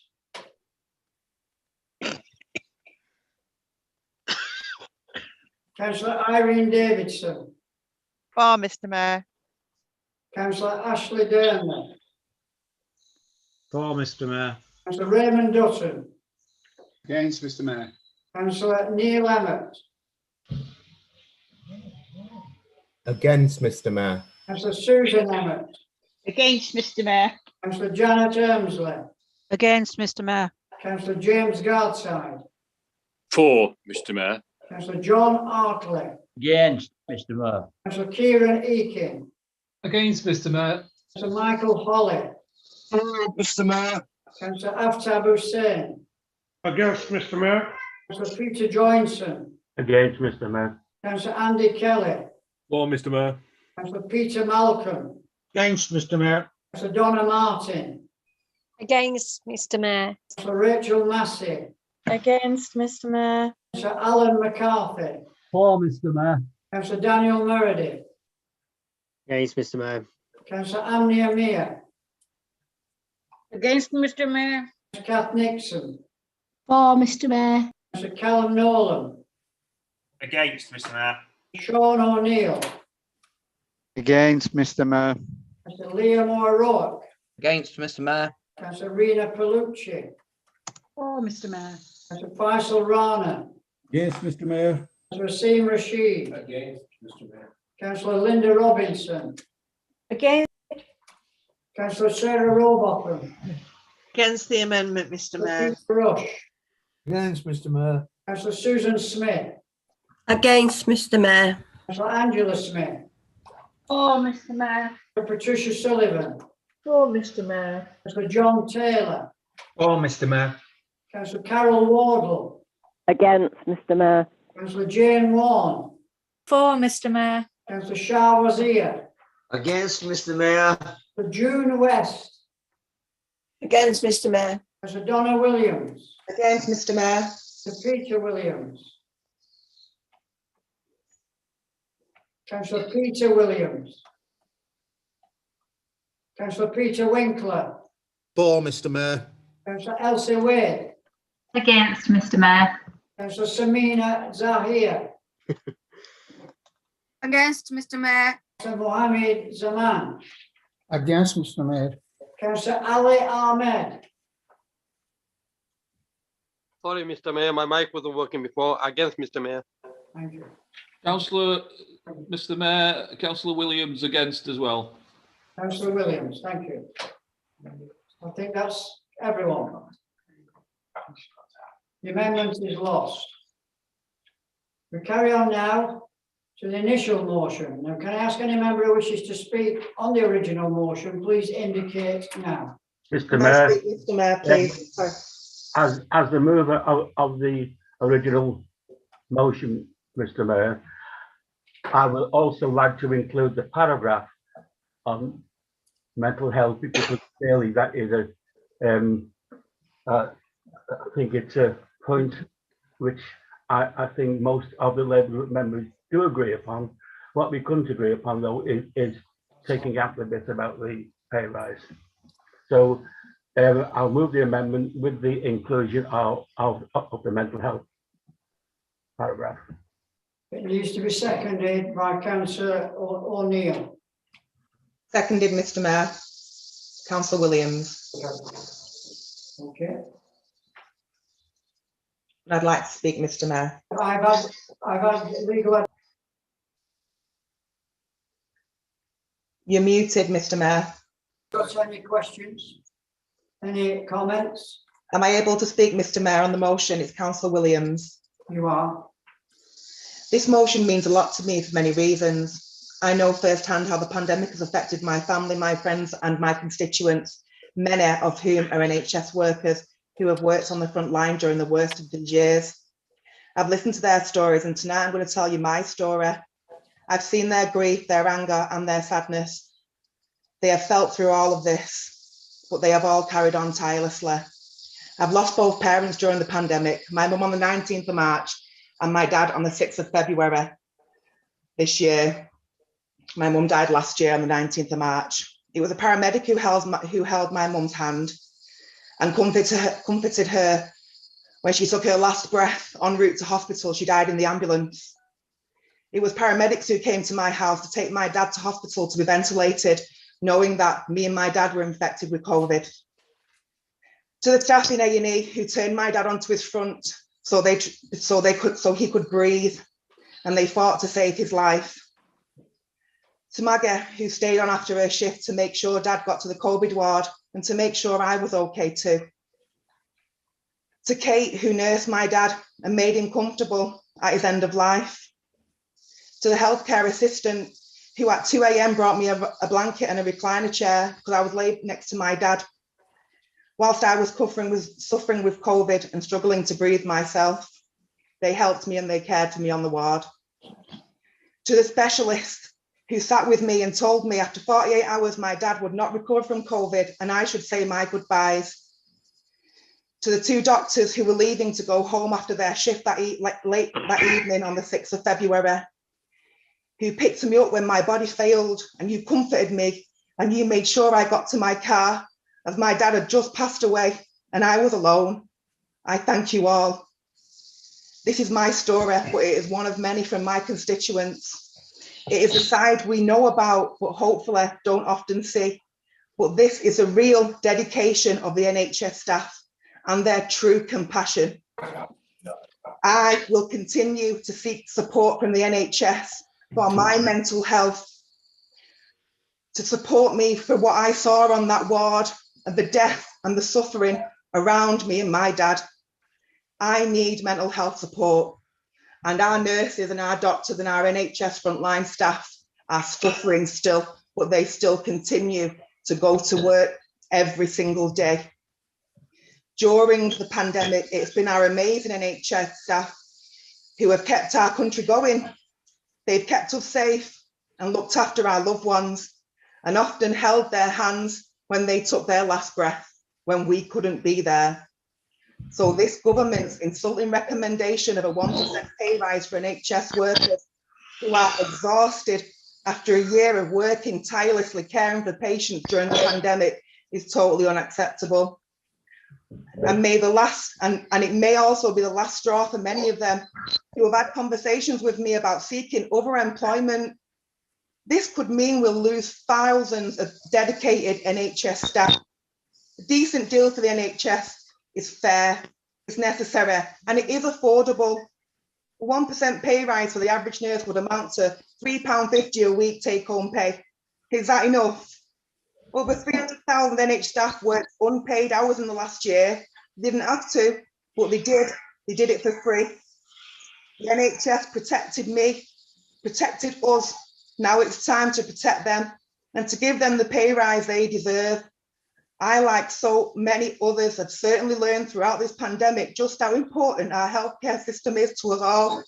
So I am supporting this motion because I have values, compassion, decency, and a sense of fairness at the fact that they have gone above and beyond us for us all. I please urge you to do the same. My mum was Patricia Williams and my dad was Maurice Williams. Thank you for listening to my story. Can I say on behalf of all the council, all the elected members, Donna, our thoughts and prayers go out to you. That was a very moving account of what you've had to go through and what you have lost. So all I can say is we love you very much and God bless you. Okay. Thank you. I'm going to move on to Nolan now. Thank you, Mr. Mayor. I did indicate that I wanted to speak on the Tory amendment, but it's still relevant. But can I please just begin by showing a message of solidarity to my ward colleague, Donna Williams, who, despite everything that she's just mentioned, has been an absolutely wonderful ward councillor in Middleton North Ward, and not only a ward councillor, but a fantastic chair of Middleton Township too, despite everything she's been through. So thank you, Donna. You're an inspiration to us all, and fair play for sharing your story, and it just goes to show how emotive this actually is. But going back to the problem, because I'm not sure whether the Tory group are going to support this motion, but I'm just wondering what the problem is from the point of view of the Tory group. Because Councillor Durnley's talk to us needing to be positive. This is as positive as possible, despite everything. I mean, we've come to this meeting with motions before that absolutely slaughter the Tory government. I proposed them myself, but this is an extremely balanced way of wording the motion, so I really don't see the issue. We could have and probably should go hell for leather on the disgraceful way that the government has handled this pandemic, but we're not. We've kept it pretty balanced, as you can see in the wording, because it's a simple ask. NHS staff need more pay, and this council should stand in solidarity with them by asking the government to provide that. It's extremely simple, and I'm really surprised that there's any issues with it at all. Or is it just that Tory councillors are frightened of asking their party government for anything? Because that's how it seems to me every single time. You just don't want to ask your own government for something. Councillor Winkler, with all due respect, I've got many friends who are nurses, as well as my Labour group colleagues, and they do need a pay rise. They do want a pay rise. And just because they're not on their hands and knees to the local MP doesn't mean that that's not true. And you know, Councillor Durnley keeps using this line. He uses it quite often of fixing the roof when the sun is shining. Well, at the minute, the sun's not shining, Councillor Durnley. It's raining heavily for our NHS staff. So here's a crazy idea. How about we fix the roof now? let's support the motion, show our NHS staff that this local authority has got the backs, and move forward and really show our NHS staff in this borough that we've got the backs. Please support this motion, and if we can add the paragraph on mental health, that would be fantastic as well. Thank you, Mr. Mayor.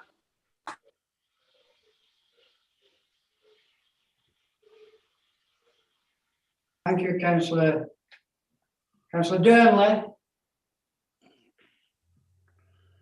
Thank you, Mr. Mayor. Unlike Labour, that have just voted against a very sensible and balanced amendment to the notice of motion to provide more mental health services for those on the front line, we will not politicise the NHS, and we will put their interests first, even though we all know, you know, that the bit about the pay increase is futile. That's got to be discussed. Councillor Nolan said something like it's simple.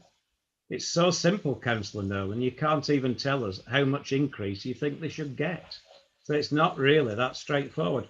But regardless of that, we won't play party politics with the people who've looked after our nation and the sick people at this particular time. We won't vote on party lines, and therefore we will support the amendment to be included in the notice of motion, because it's far more important to try and get at least something from it, which will be, and the only bit that will come from that, because the government obviously will have to go through the normal procedures and listen to the bodies about pay. So the only bit that we can actually achieve is the bit that we want, which is the support, the mental health support for the nursing staff who've been on the front line. So therefore, party politics to one side, and we could debate all day about how good or bad the issues have been throughout the pandemic. In my view, the government have done a brilliant job in very, very difficult circumstances. But that's for another day. What matters now is getting the best that we possibly can for the people who need it the most. So we shall support. Unlike you, we will not vote against extra support, mental health support for the nurses and those who really need it. We shall vote for it and support the notice of motion as amended. Neil Emmett. Thank you, Mr. Mayor. I'm bound to say, after the contribution of Councillor Donna Williams, how can you follow that? I mean, Donna's contribution came from the heart, and I think we were all very moved by what she said, and I think she's had great courage to come here this evening and say what she said. Earlier this evening, Councillor Durnley mentioned the fact that he said we've not said very much about the vaccination rollout, and we've been very quiet on that. Well, sorry, Ashley, I'm about to shatter your illusions, because I'm about to talk about the vaccination rollout. Yes, the vaccination rollout has been a success, but again, it's been a success because of those frontline NHS staff who have been vaccinating us against it. I had my vaccination, my first vaccination, almost 4 weeks ago. Then I don't know why, I'm only 25. I don't know why they called me so early for mine. I had my vaccination, and I want to see the nurse that gave me my vaccination. I want to see her get a decent pay rise, better than 1%. I want to see all the staff that were there at the Phoenix Centre in Haywood who were assisting in the vaccination rollout. I want to see all those people, because those are the people who have made the vaccination rollout a success. It's got nothing to do with your government that the rollout's been a success. To listen to some people, you'd have thought Boris Johnson had spent the last 12 months sweating away in a laboratory trying to find the vaccination for COVID himself, and then he's actually gone out and he's vaccinating all 28 million people that have been vaccinated so far. The reason why the vaccination rollout has been such a success is because of those NHS staff on the front line who have been giving us our vaccination. Those are the people who deserve the credit for the vaccination rollout, and those are the people who deserve a better pay increase than the derisory 1% that's being offered at the moment. Thank you very much, Mr. Mayor.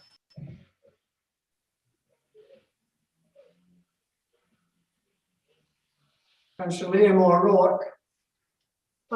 Thank you, Mr. Mayor.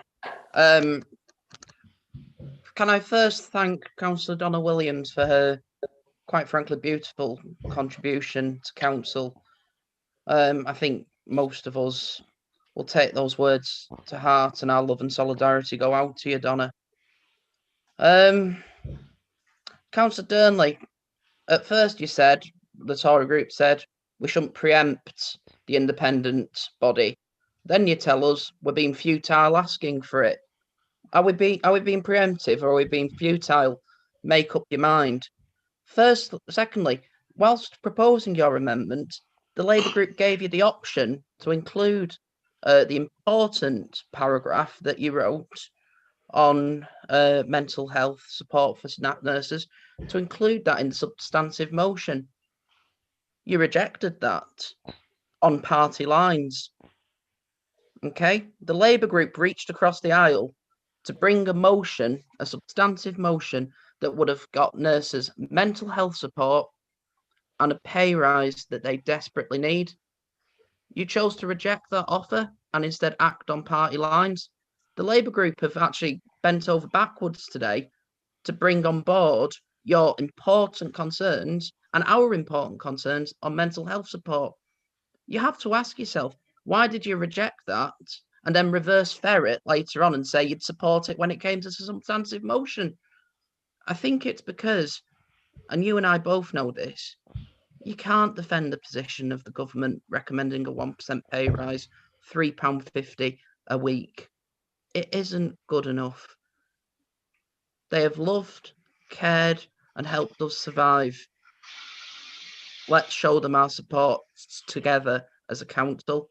Let's send this message loud and clear that we think nurses, doctors should be paid that bit extra more. I think it's a fair comment. I hope you do too.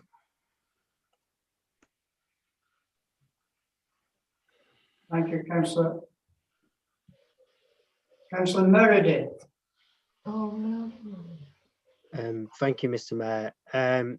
I must admit, that was the most moving speech I've ever heard at this council by Councillor Williams. It literally put forward what I am doing and my team are doing every single day on the NHS front line.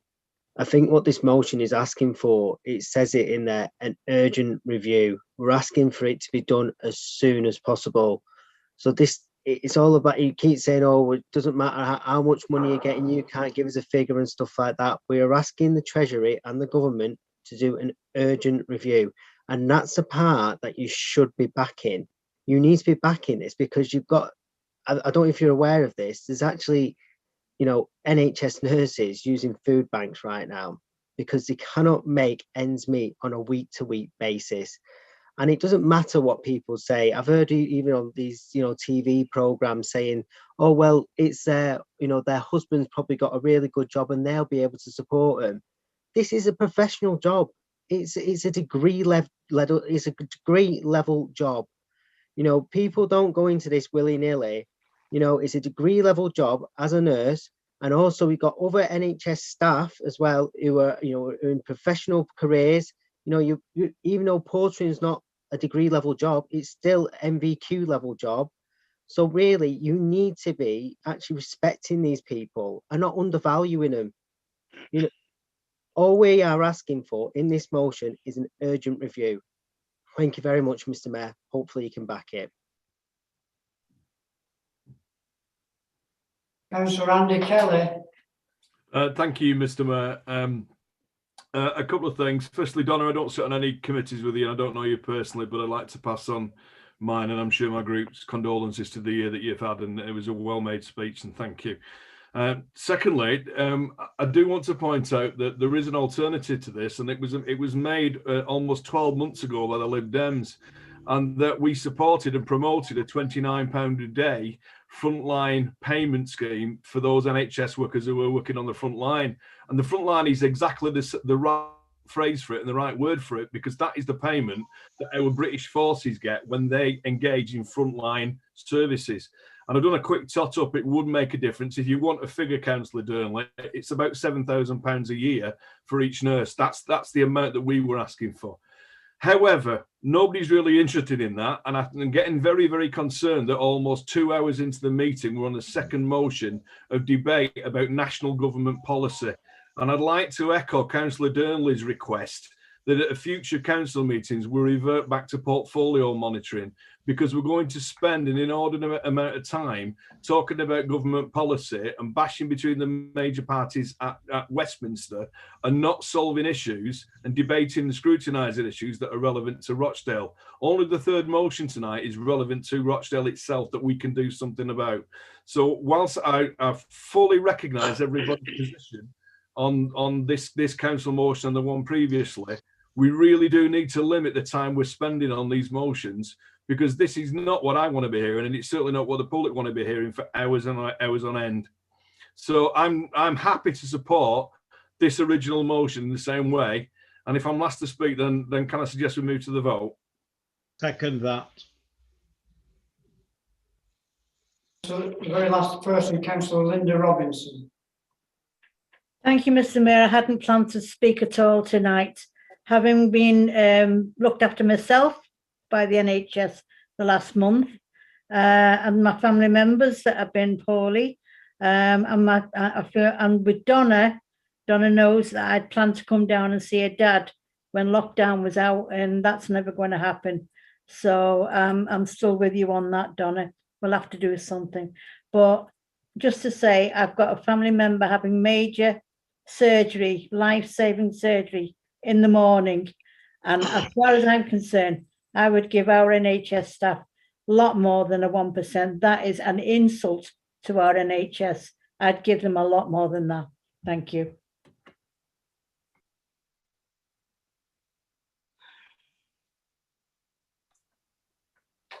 Right, I'm now going to read this. Could you listen carefully?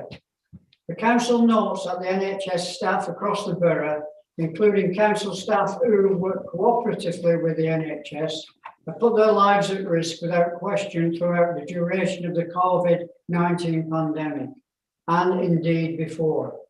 The council believes that these workers deserve to be recognised, not just with claps, but with pay and conditions worthy of the sacrifices they have continually made. The council resolves that the chief executive write to the Treasury and the Department of Health and Social Care, asking that the government urgently reviews its decision in this regard, and instead of recommending a pay award that reflects, and instead to recommend a pay award that reflects the sacrifices that these workers are making on a daily basis on behalf of the local community, and asking the government to urgently consider mental health support along with conditions of service. Now, can I ask Councillor O'Neill? Who is it? Councillor Johnson, if you will propose that. Yes, Mr. Mayor, I will propose that. I said at the start of it, in fact, that the NHS itself has built in 2.1%. The NHS providers themselves have actually built into their plans 2.1%, so that's certainly the minimum to be looking at. When you look at the actual devolved nations as well, in terms of Scotland, Wales, and of course the 6 counties in the north of Ireland, they've actually given their workers £250. The English government hasn't. So sometimes I actually do wonder, is Boris Johnson the Prime Minister of the UK or just England? Because that's all he seems to be concentrating on. So taking that into account, I think in fact the minimum budget is 2.1%. And I know the pay reviews bodies have been mentioned and they have to meet, but so do the police have a pay review body, the fire have a pay review body. And quite often the government just ignores what the results of the pay review body is and imposes their own limits. And they've already given notice here that they will be imposing their own limits. So therefore, Mr. Mayor, I will move this motion. Thank you. Right, Donna, Councillor Dolan Williams, will you second the motion? Thank you, Mr. Mayor. I second this motion. Thank you. Do I go to a vote? Go to the vote again now. Could you quickly, for, against, or abstain? Ali Ahmed. For, Mr. Mayor. Councillor Iftikhar Ahmed. For, Mr. Mayor. Councillor Shakil Ahmed. For, Mr. Mayor. Councillor Dalatali. For, Mr. Mayor. Councillor Sultan Ali. For, Mr. Mayor. Councillor David Bamford. For, Mr. Mayor. Councillor Tom Besford. For, Mr. Mayor. Councillor Jackie Bezic. For, Mr. Mayor. Councillor John Blundell. For. Councillor Malcolm Boris. Councillor Alan Brett. For, Mr. Mayor. Councillor Wendy Cox. For, Mr. Mayor. Councillor Irene Davidson. For, Mr. Mayor. Councillor Ashley Durnley. For, Mr. Mayor. Councillor Raymond Dutton. For, Mr. Mayor. Councillor Neil Emmett. For, Mr. Mayor. Councillor Janet Ermsley. For, Mr. Mayor. Councillor James Gardside. For, Mr. Mayor. Councillor John Hartley. For, Mr. Mayor. Councillor Kieran Eakin. For, Mr. Mayor. Councillor Michael Holly. For, Mr. Mayor. Councillor Aftab Hussain. For, Mr. Mayor. Councillor Peter Joinson. For, Mr. Mayor. Councillor Andy Kelly. For, Mr. Mayor. Councillor Peter Malcolm. For, Mr. Mayor. Councillor Donna Martin. For, Mr. Mayor. Councillor Rachel Massey. For, Mr. Mayor. Councillor Alan McCarthy. For, Mr. Mayor. Councillor Daniel Meredith. For, Mr. Mayor. Councillor Amna Mia. For, Mr. Mayor. Councillor Kathleen Nixon. For, Mr. Mayor. Councillor Callum Nolan. For, Mr. Mayor. Councillor Sean O'Neill. For, Mr. Mayor. Councillor Liam O'Rourke. For, Mr. Mayor. Councillor Rena Palucci. For, Mr. Mayor. Rasim Rashid. For, Mr. Mayor. Councillor Linda Robinson. Councillor Linda Robinson. For, Mr. Mayor. Councillor Sarah Robotham. For, Mr. Mayor. Councillor Peter Rush. For, Mr. Mayor. Councillor Angela Smith. For, Mr. Mayor. Councillor Patricia Sullivan. I think she's lost connection. Councillor Carol Wardle. For, Mr. Mayor. Councillor John Taylor. For, Mr. Mayor. Councillor Jane Warne. For, Mr. Mayor. Councillor Shah Wazir. For, Mr. Mayor. June West. For, Mr. Mayor. Councillor Donna Williams. For, Mr. Mayor. Councillor Peter Williams. For, Mr. Mayor. Councillor Peter Williams. For, Mr. Mayor. LPA. For, Mr. Mayor. Samina Zahir. For, Mr. Mayor. And Councillor Mohammed Zaman. For, Mr. Mayor. Mr. Mayor, it's Councillor Winkler. I think you called Councillor Williams twice. Instead of Councillor Williams, then myself, I'm for, Mr. Mayor. Also, Mr. Mayor, Councillor Rana for. Mr. Mayor. Mr. Mayor. Yes. You missed me out. Councillor Susan. Apologise for that. It's obviously a little bit ruffled tonight, as you can imagine with what I'm for. Mr. Mayor, I think you've missed another Sue out as well. It's myself, and I'm for. Sorry, Sue. It's okay.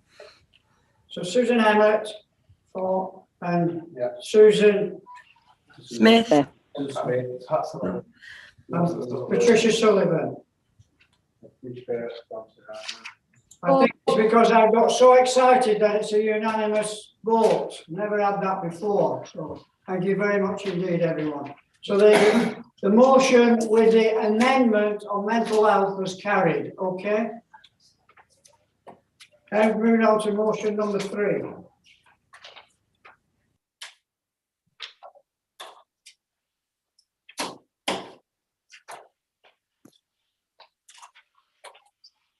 Councillor Cox, will you please move the motion? Thank you, Mr. Mayor. I formally move the motion. Thank you. Councillor O'Rourke, will you second the motion and confirm if you wish to speak now or reserve your right to speak later? Delighted to second the motion and reserve my right to speak. Can I ask any members who wish to speak on the motion, please indicate now. Check one. Councillor Meredith. Sorry, thank you very much, Mr. Mayor. When people say we don't speak about local issues and what affects this council, here's a motion for you, basically. So it's just a quick one. I just wanted to say, just for information, that this sort of stuff is actually being debated at scrutiny level as well. We have had a look at fly tipping and where we can go going forward with this. And we've also looked at what's actually happening in regards to the farms that are actually allowing tipping on there as well, and actually want to liaise with the Environment Agency. So I fully support this motion going forward tonight because it gives us a lot more backing in scrutiny that this is council policy. Thank you. Elsie Wade. Thank you, Mr. Mayor. I fully support the motion. Like other members, I have noticed a steady increase in fly tipping in my own ward, especially during the COVID-19 pandemic. There's no reason for waste to be dumped in the street, and it's very upsetting for the vast majority of decent people who take the time to dispose of their rubbish correctly. I'd like to thank the portfolio holder, Neil Emmett, for his continued efforts to crack down on fly tipping. And I also want to highlight a key local commitment in Rochdale Labour's 2021 manifesto, where we pledged that residents will be rewarded with a council tax discount for providing photographic evidence of fly tipping leading to prosecution. It's called the Responsible Resident Council Tax Giveaway Scheme, and it makes very clear that this Labour Council will continue to prosecute fly tippers wherever and whenever we can. Thank you. Councillor Andy Kelly. Thank you, Mr. Mayor. What's in front of us as a motion is good, but it doesn't go far enough, I'm afraid. As Councillor Meredith will know, in the scrutiny meeting that we had last month, we were given figures on fly tipping across Greater Manchester, and outside of the city of Manchester, Rochdale top in those charts, which is certainly somewhere where we don't want to be. At the bottom of those charts was Wigan, strangely enough, and it's only strange until you realise that Wigan still operate a free bulky waste collection. So the community skips work, but they only work alongside other remedies as well.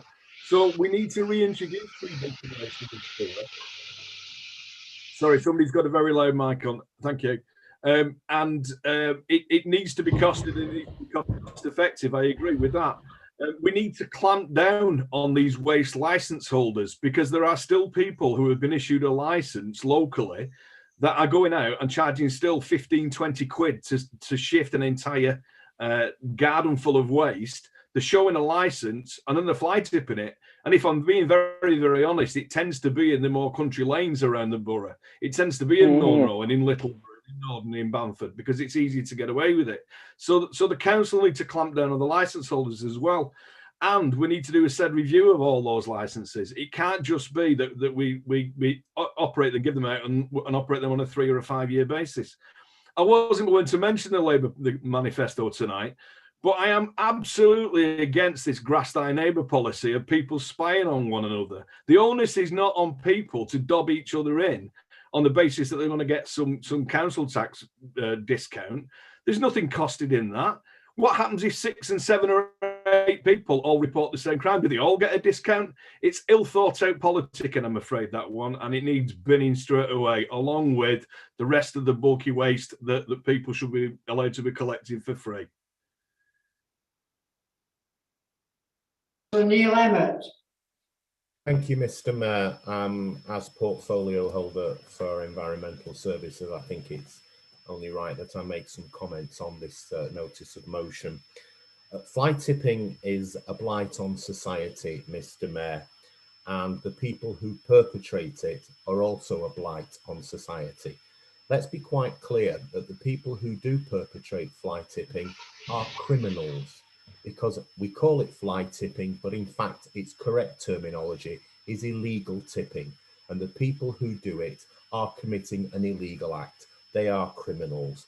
And that is why over the last few years, we have introduced as a council a new fixed penalty of £400 for anyone that we catch fly tipping or anyone that we can find evidence of fly tipping. That's a good thing because that saved the council's money, because it means that we now no longer, in a lot of cases, have to go through the rigmarole of going through the courts in order to prosecute people for fly tipping. We can now issue a £400 fixed penalty notice. Some cases do go to court because obviously some people challenge their fixed penalty notice. But when we've got evidence and we've got them banged to rights, we can actually issue that fixed penalty notice. I completely reject what Councillor Kelly says. This is nothing to do with grass your neighbour, because Councillor Kelly knows very well that the people who do perpetrate fly tipping are not usually your neighbour. They're very often professional fly tippers who come along in vans or any kind of vehicles many, many miles away from where their rubbish is collected or where they're based, and they come and dump it in communities. Certainly, we saw a lot of fly tipping over the last year or so in Ashworth Valley, and I know that the Northern Ward councillors have been on to me a long time about that matter. The people who were dumping that rubbish in Ashworth Valley, they were not people from Northern or Haywood. Many times they were people from outside of our borough coming along to dump that waste in Ashworth Valley. So it's important that we do prosecute those people. And I don't think there's anything wrong in us offering a small council tax reduction to anybody who can provide photographic or indeed film evidence of people fly tipping that leads to a successful prosecution.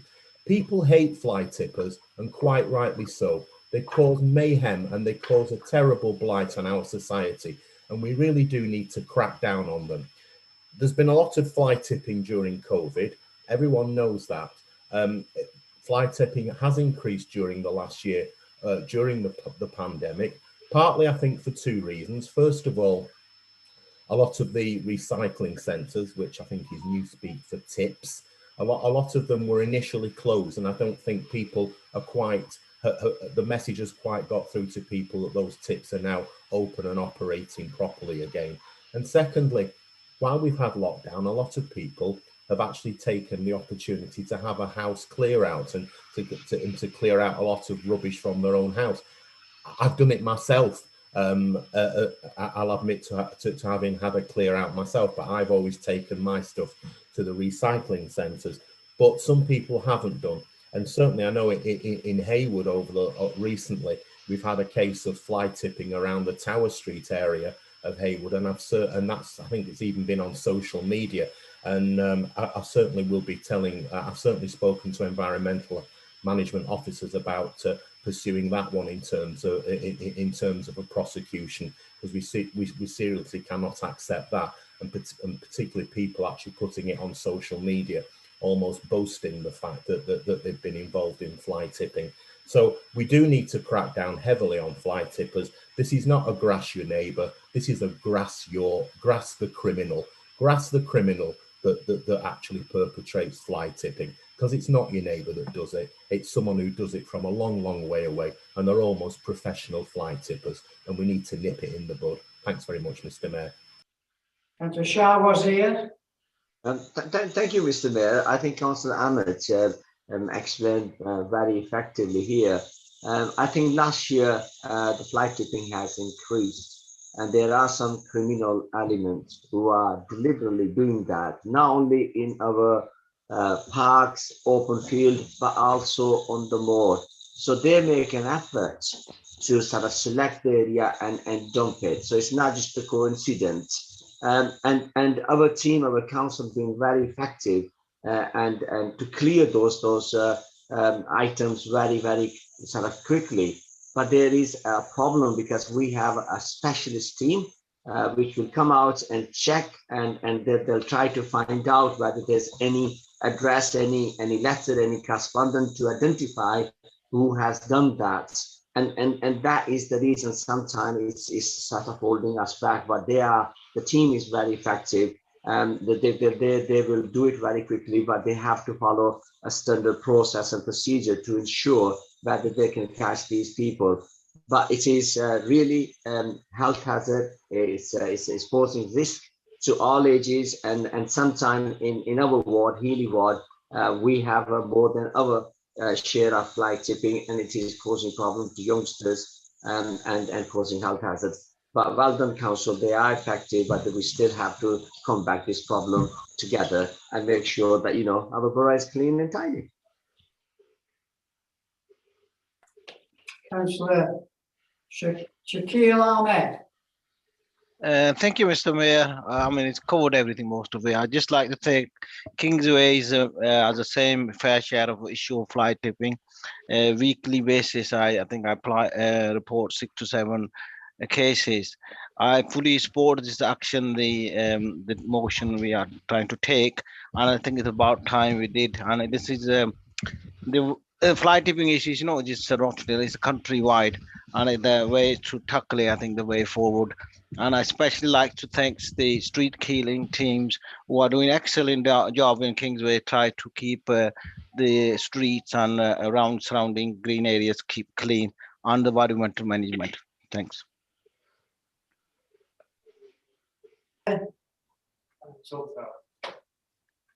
Oh, is that me, Mr. Mayor? Yes, that's you, yes.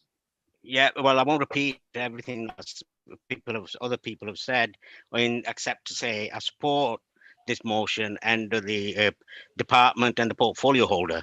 However, I think I want a bit of more action, and Mr. Councillor Durnley may not like that, but more, please. Can I ask the portfolio holder to task the chief executive and his team to see how we can actually, because large sections of some wards have become bedsit land. And what happens is a tenant comes in, they chuck out the old rubbish and inherit more cheap stuff. And then when they leave, they chuck that onto the street. And if they don't, the landlord or him or her do that themselves. And they don't live in the area, so they have no commitment to the local area. So I think the landlord's responsibility should go towards the landlord. We spend millions in clearing their rubbish whilst they pocket the profits. So that's my request. If at all possible, we can have another look at this. Thank you. Councillor Ashley Durnley.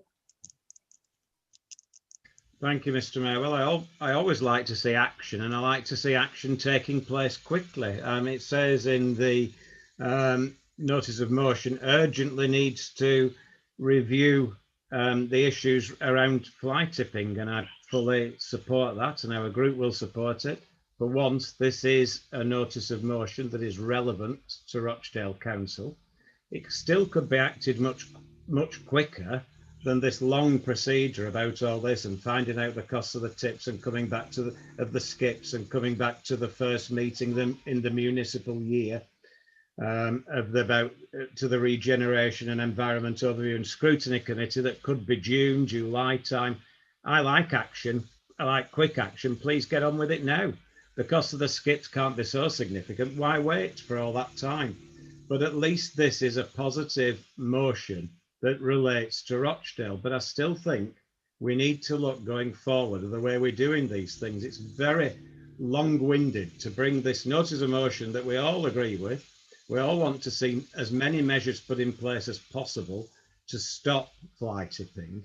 Do we really need this long procedure? When with the report, Councillor Emmett could have been looking into this, had this in his report, he would have done. He likes to act quickly on these things. We could be moving much more swiftly on it. So let's try and do that. Let's not wait so long through this long, laborious procedure to get a skip on the streets. Let's at least do that if we could agree to that, please. Thank you, Mr. Mayor. Here. Sir Andy Kelly. No. Thank you, Mr. Mayor. I'd just like to comment on Councillor Emmett's response to what I said earlier. just need to clarify, Councillor Emmett, that the Labour manifesto for Rochdale actually states that if you report people fly tipping or leave your dog mess on the ground, then people will be rewarded with a year's break in council tax.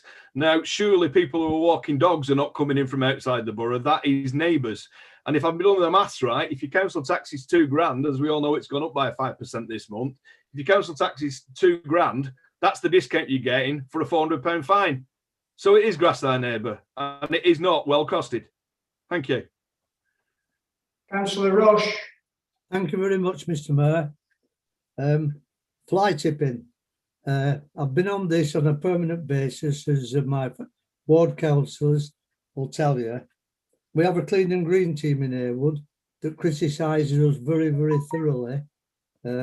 Our environmental situation, our environmental management is criticised, etc., to the tune, get a grip, let's get sacking them. It's just been a massive, massive problem. And that problem were highlighted, and I've sent out this week a fly tipping strategy for 2021 to one of these gentlemen who's one of the part of the Clean Up Heywood team. To that end, I've endorsed it with 3 pictures. I'm on ELR, as Councillor Dutton is, and we got called out to a fly tipping train exercise. And we went on the train from Heywood to Bury. I've sent pictures out, and it's unbelievable the stuff that's thrown over neighbours' garden fences. A fence up so they can't see it. The ELR have sent out trains. It has to be trains because it's a railway embankment. It's not safe at all, and cleared it up. And the bill is topping up now to 5 figures, £50,000 plus. And we have still got that fly tipping all over the embankments. There's building material. There's stuff that can cause infantation with rats, etc. And it's a massive, massive problem. And any action that has been taken, I have been into Green Lane with some of my, our Councillor Emmett, to see the fines are getting dished out. Our environmental people go out. One were on the Phoenix Centre on a Sunday morning. A dear old lady reported to me about fly tipping. They pulled a letter out from somebody from Moston, would you believe? And unfortunately, or fortunately for them, they were on benefits. It is a massive, massive problem. Any action is necessary, definitely necessary, and we've got to get a grip of our residents, if I'm being rude, to look to their own patch and keep it clean. Hopefully, this gentleman I've spoke to on the Clean and Green team, which they're doing a fair job as far as they're concerned. We're cleaning our Heywood up, which is part of the borough. We don't talk about Rochdale, we talk about the borough. And I've asked him, can he cooperate with me? I've sent him the evidence on 4 photographs. I've also named the places that there were, and anything that will help, I think we've got to be strong enough and portray it. Thank you. I'm listening to everyone, and everyone's agreeing that it's fly tipping is a major issue. So I'm going to have Councillor Blundell, and that's going to be the final comment on this issue. Okay. Councillor Blundell. Mr. Mayor, it was just to clarify for Councillor Kelly, all the Labour Party is proposing is that if there's a prosecution and we get a maximum level fine or a bulky fine, a prosecution, not just sending in pictures of your neighbour, then we may look at reducing your council tax figure. Once again, you well, I'd say stand up, you sat down. You raise things at full council, like the time you said to take the contract of RBH despite them not having a contract, or other things that you just don't know how the council works. You've just said that it doesn't add up financially because you're talking about the fixed penalty notice. That's not what the cabinet member was talking about, or what that policy talks about. So before you accuse us of not properly costing things or thinking things through, engage with the council, figure out how it works, then you might not put your foot in it.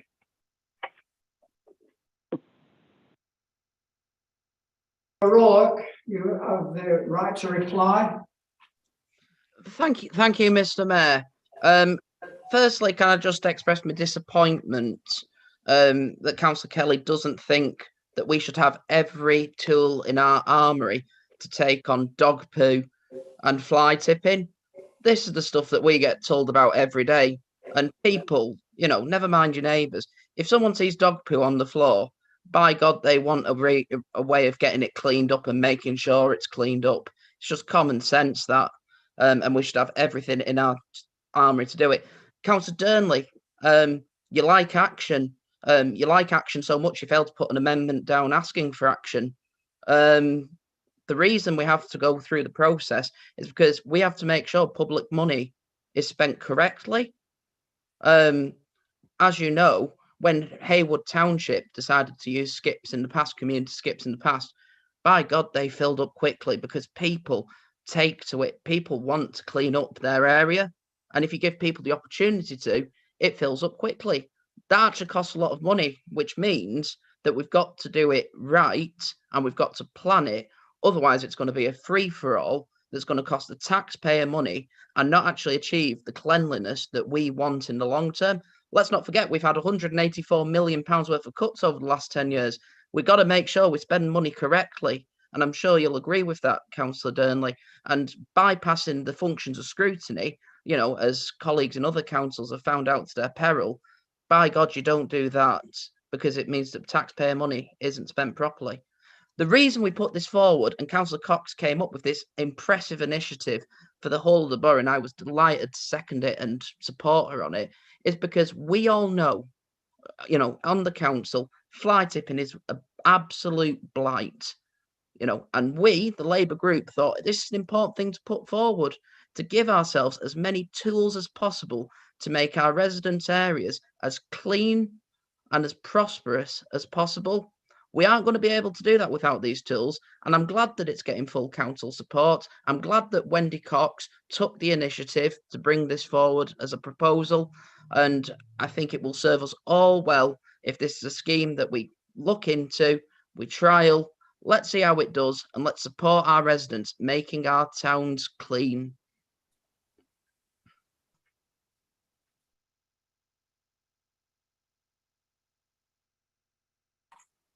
Councillor Cox, you have the final right of reply. Thank you, Mr. Mayor. I'm sorry I've missed some points as my connectivity is really poor today, but I hope you can hear me. I think a lot of people have brought up a number of issues. This year has been unlike any other. And while we have all been at home and accumulating rubbish, we've also been taking our daily exercise in our neighbourhood. And in our mindfulness, we've been aware of all the issues of fly tipping, of problems in our neighbourhoods. And it's been wonderful to see where responsible and community-minded citizens have come together and helped to do litter picks and arrange for rubbish to be collected by our wonderful environment teams and clean and green teams who've worked really hard throughout this pandemic.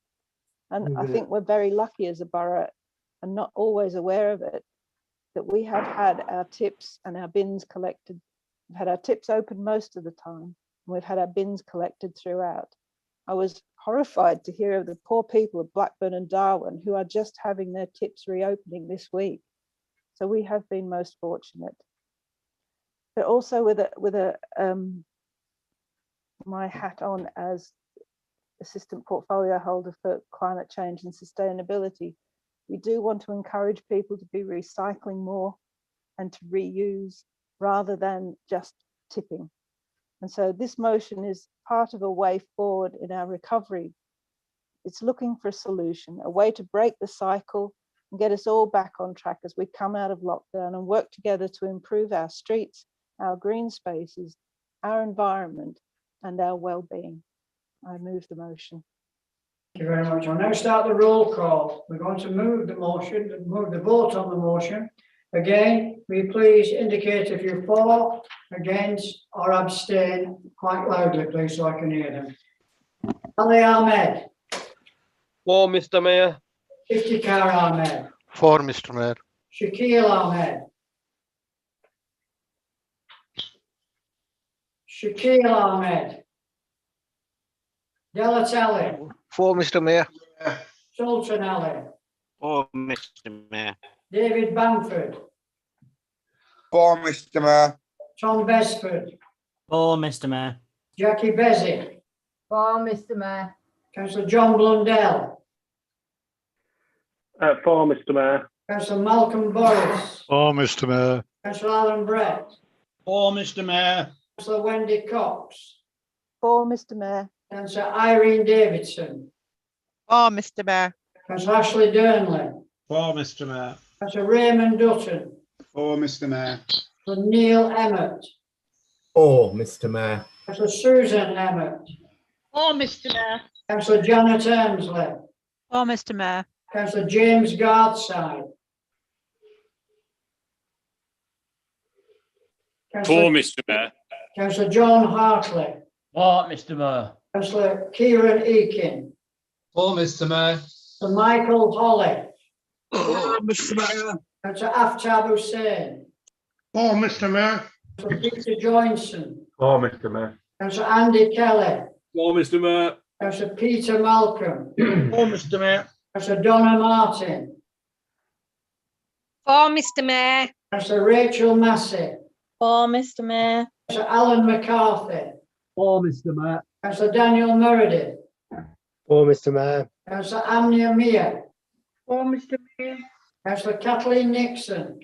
For Mr. Mayor. Councillor Callum Nolan. For Mr. Mayor.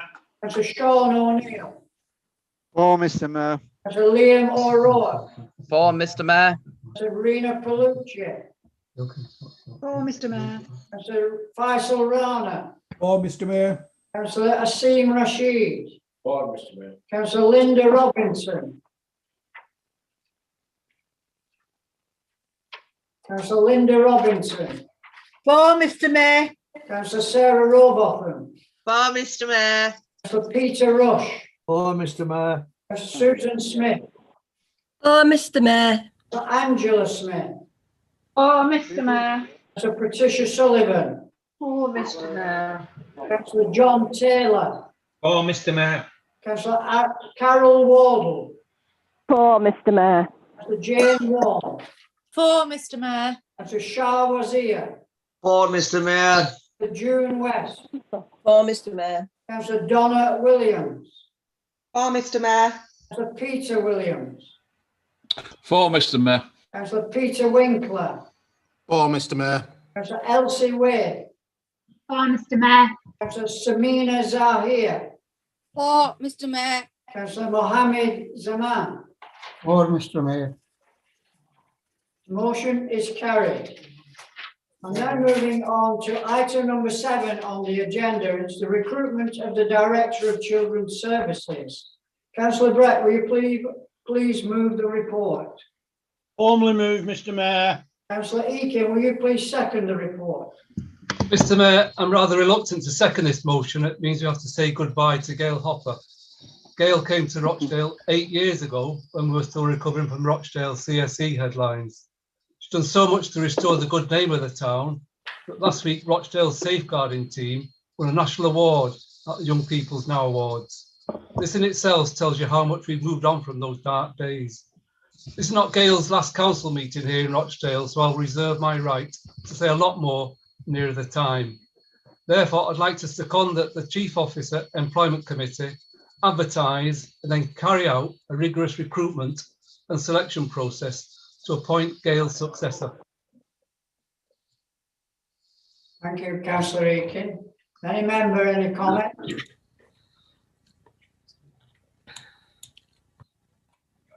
I've got a comment, Mr. Mayor. I've put it Can on. I just check, Sorry. Mr. Mayor, is this a procedural one, or because if it's saying things about Gail Hopper, that's for a later council meeting? Tonight is a procedural motion, Mr. Mayor.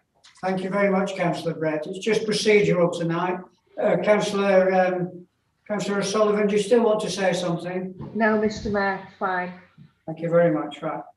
Now, can I ask members to indicate now via the chat function if they're not in agreement with the recommendations of this report?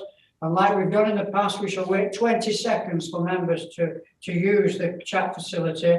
If it is not used, then we will acknowledge that this is carried. Okay.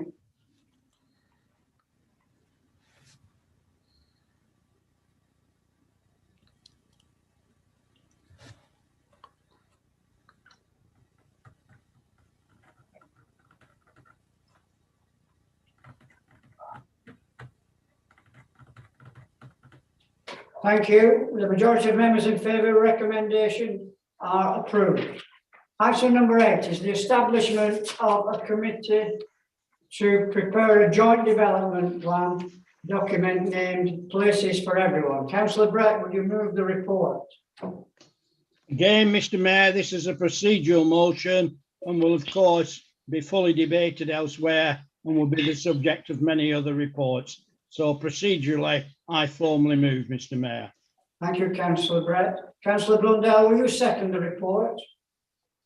Yes, Mr. Mayor, I'd just like to echo what the leader has just said. This is purely about governance of developing a plan for various boroughs of Greater Manchester. It's not the same as what's necessarily that's gone on before. This is purely about establishing a committee to look over developing a plan to look after the borough's greenbelt, develop future development, and look at our housing employment needs.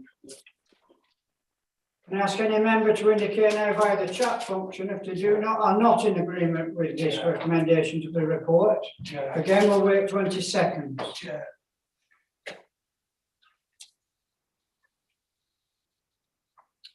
You should have given me this before.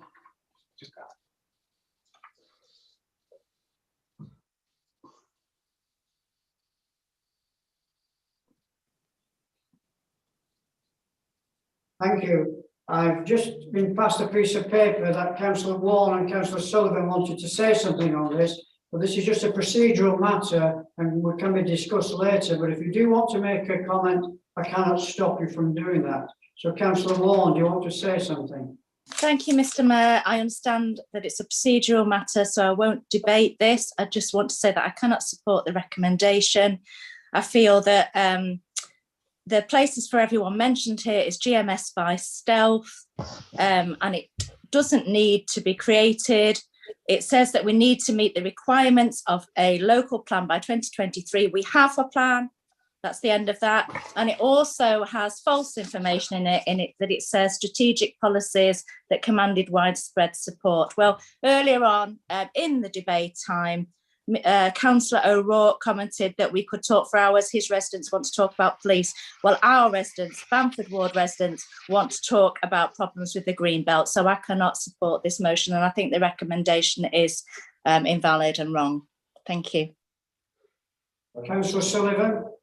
Yes, I agree with Councillor Warren, and also Councillor Blundell mentioned the green belt, which is very nice of him. But looking at this report, there's not much. I've just been told, elected members, that this now has got to go to a vote. Okay, so I'm going to go through the vote. I'm sorry, Mr. Mayor, you did allow Councillor Warren to finish, but never mind. I've hardly spoken tonight, like some people who are on every part. Mr. Mayor, Mr. Mayor, I know you're going to a vote, and I was hoping this would be one. Thank God, I reckon we'll have a debate on the calendar of meetings next. But on a serious note, okay, I do find it, I'll be very careful what I say, but I do think that the councillor who spoke first, while representing the green belt, should perhaps live in the area. I'll say no more, Mr. Mayor, and I do find it very strange. But Mr. Mayor, that's not an acceptable remark. That's totally out of order. Well, people live in all sorts of parts of the borough. I didn't interrupt you, Mr. Mayor.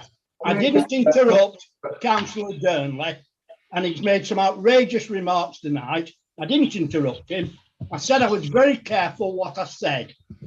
I was very careful, and if you have, is there some worries because of those things? But I accept we're going to a formal vote, Mr. Mayor, and I'm very sad that we couldn't have gone through the procedure and then had all this debate later. But and I think also to say that it is legally wrong or something she implied, I think is an infringement on our officers who've recommended this to us. So I'll say no more, Mr. Mayor, but I do find it very frustrating when people make comments without having evidence to back them up.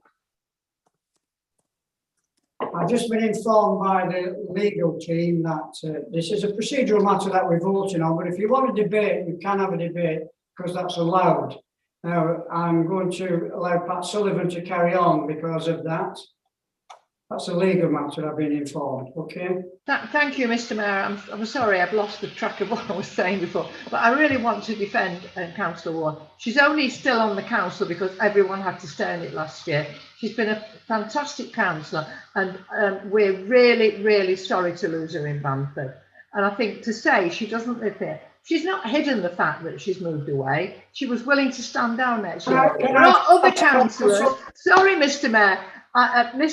Councillor Brett was not careful what he said at all. He accused her of speaking for a ward in which she didn't live. There are other councillors, at least one, who doesn't live here. It's not their fault. It's Point of order, Mayor. What has this got to do with the agenda item? Point of order. What has this got to do with the agenda item? Can I just take the heat out of this situation, please? Can we go to a vote? Because this is going to be debated later on in depth. So tonight is not the night to be doing this. Okay, can I say that? Can we go to the vote? Right, I'm going to have to give a vote because yes, Mr. there Mayor, are go for the people vote. Objections to it. Okay, I'm going through the roll call now. Ali Ahmed. For. Iftikhar Ahmed. For, Mr. Mayor. Councillor Shakil Ahmed. For, Mr. Mayor. Councillor Delatali.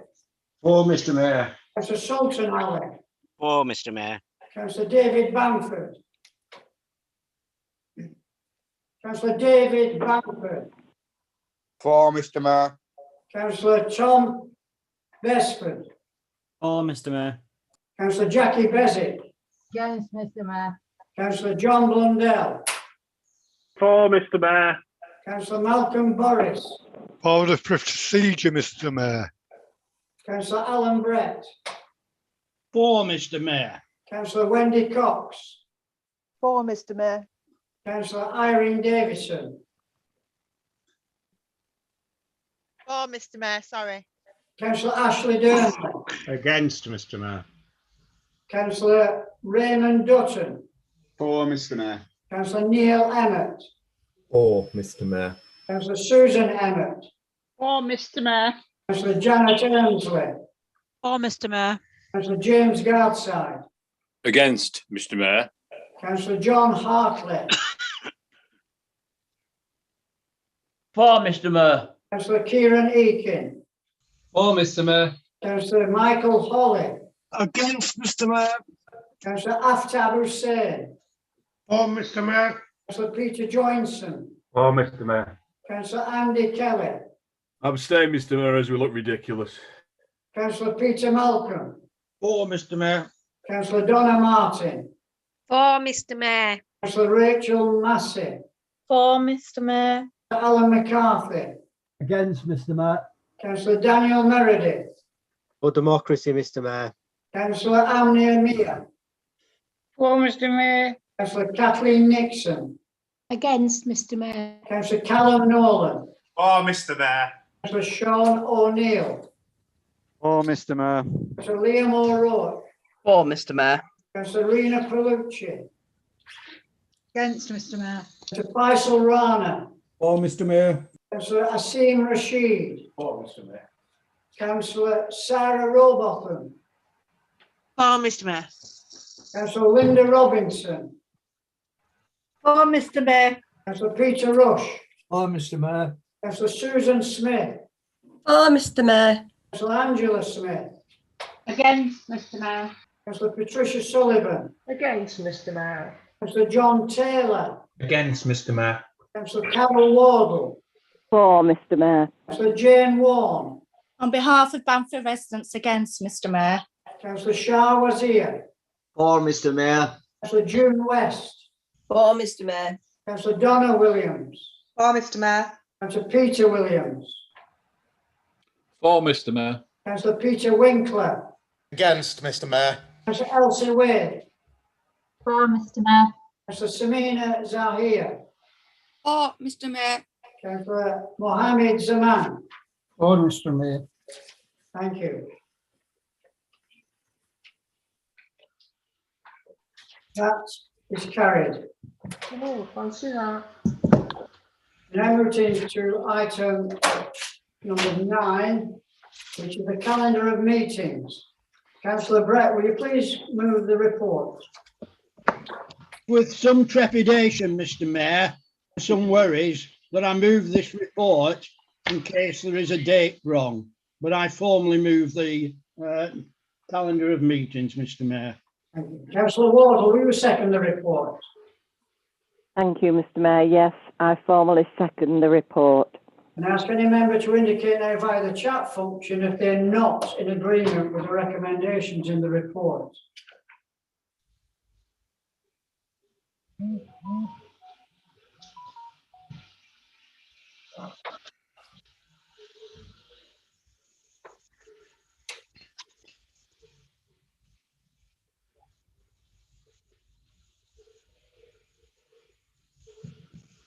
Thank you.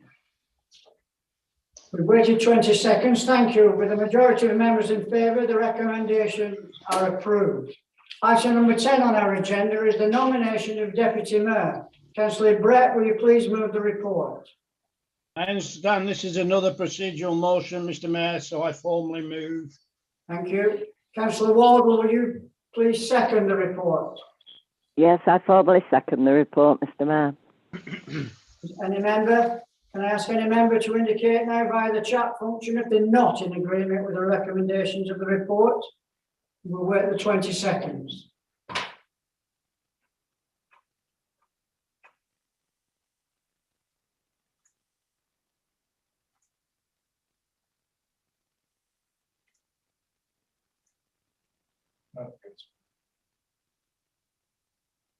Thank you. The majority of members in favour of the recommendation is approved. Item number 11. Councillor Malcolm Boris, Richard Farnell, Peter Malcolm and Jane Warren, who will be retiring from the council at this election. On behalf of the council, I would like to thank you all for your service. Now, can I invite party leaders to say a few words? And then I will invite other members to speak in which they have indicated. So I will call you by your name after. But the party members first, please. Could I ask Councillor Brett? Could I, Mr Mayor, first of all, thank you for your 2 years of office, all right? You've been the measliest mayor on buying us all drinks, but I'll accept your excuse. I'll accept your excuse that you've not been allowed to socially mix, etc. And I've got to say, the one citizen who certainly socially distanced themselves is yourself, and you've been an example to us all. Although I know at times you've found it most difficult and everything else, because you are one of the most social animals I know. Okay. Could I next move along to Councillor Jane Warren? Right. I've had quite a few clashes with her over the years, especially at townships, when she used to tell me she wasn't political, but I used to say to her, why had she then stood as the parliamentary candidate? But I don't doubt, and in fact I know, she's been a very good councillor, and she does weigh up issues by their merits, and therefore was one of the few Conservatives who voted with one of our motions recently. Next, Malcolm Boris.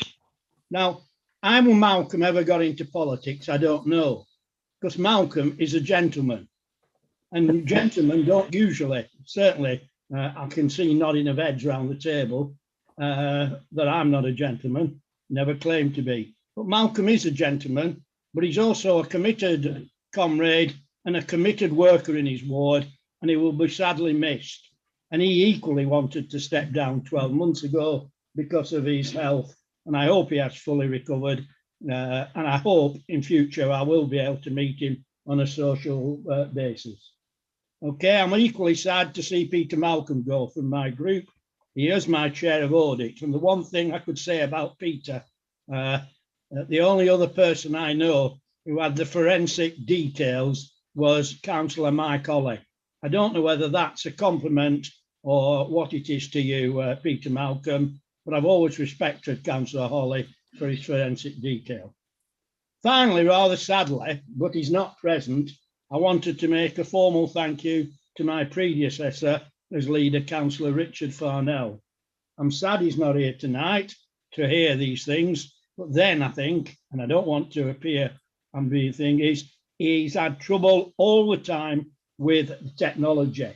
And he was one of the strongest advocates when he was leader and in the chamber, as were one or two other members, on the hearing loops and other things. And it must be very difficult for people with hearing problems coping with all these Zoom meetings, etc. All of these members will be missed, and there may be even others who don't return after May. But can I thank them all sincerely? And aside from the cut and thrust of politics, I think they've all done a splendid job and they will all be missed. Thank you, Mr. Mayor.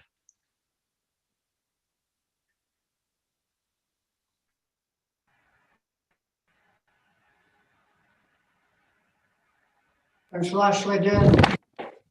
Thank you, Mr. Mayor. Can I echo the comments that the Councillor Brett made, and to begin by thanking you, Mr. Mayor, for two successful years that have been significantly different. And really, we do feel sorry the fact that you haven't been able to hold so many events, especially I know things like your mayoral ball that you would have really enjoyed doing, but you've been a wonderful advocate for the borough, a true gentleman, and done an excellent job in very difficult circumstances. But we thank you for always putting the interests of Rochdale Borough first. Councillors Malcolm Boris and Peter Malcolm, yes, I think both gentlemen actually, and I think most people who actually come into politics for the right reasons, to help their local communities, regardless of which party they happen to support. So I think when Councillor Brett mentions Councillor Warren, saying that she wasn't there for party politics, that's absolutely true. Councillor Warren has been a super councillor for the Bamford ward, always done her best and carried out her duty with integrity and honesty. She's continued to be an excellent councillor during this difficult extra year, when if things had have been as they should have been, her year would have ended. But no, Jane has continued to put a full-time effort into looking after the people of Bamford Ward, and is doing that tonight, and will be greatly missed by our group, because yes, she does weigh up both sides of the argument and comes forward with a fair view, with a right view. Her honesty and integrity always shine through, and that's very much within our group meetings too. She makes us all think, and I will miss that. You've been brilliant for this borough, Jane, and you will be sadly missed, but thank you for all you've done. And also, I'm sorry that Councillor Farnell hasn't been with us at all at council meetings since we went into lockdown, and I wish him well in the future. There are others of us that are up for election, and all I can say is let us hope that what is best for us will be the outcome of the election in May this year. But thanks to everyone who is retiring for the work they've done for the borough over the years that they've been on council. Thank you, Mr. Mayor. Moving on to Councillor Donna Martin. Thank you, Mr. Mayor. I'd just like to say a few words regards Malcolm Boris. When Malcolm was first elected in 2008, he had a mop of black hair. That same day, Piccadilly Radio reported that two Borises was elected. There was our Boris and Boris Johnson, who was elected the Mayor of London. I know then that we got the best Boris. In the initial years as a councillor, Malcolm was also employed as a postman, and this was a great advantage when delivering leaflets and letters. But Malcolm continues to remind me of one of those occasions. It was a long, hot summer day. We'd been leafleting for hours, and Malcolm, a diabetic, hypoed. My response was, "Don't die on me, Malcolm, or I'll kill you." Luckily, he survived. Malcolm is a very principled person and has always championed social justice. He has never abandoned these values all the time on council. As an elected member, Malcolm's commitment to the role has been exemplary. His history shows that he's attended all meetings, formal and informal, reads and scrutinises all papers, and questions and challenges the content with integrity. In East Middleton, he has championed the needs of our community. He has supported and empathised with our residents and carried out massive caseloads. Malcolm will be a sad loss to this council and Middleton, but particularly East Middleton. And personally for me, I feel like I've lost my right arm, but wish him health and happiness in the future. Thank you. Thank you, Malcolm.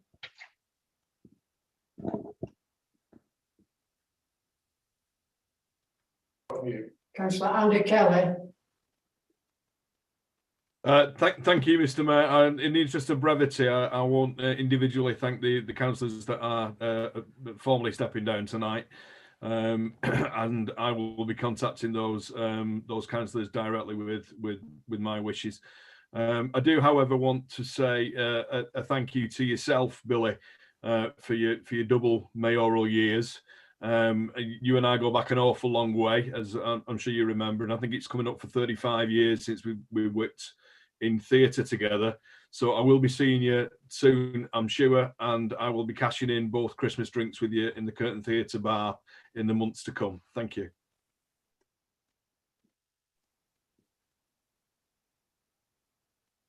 Thank you, Councillor Kelly. Councillor Donna Martin, Councillor Peter Williams.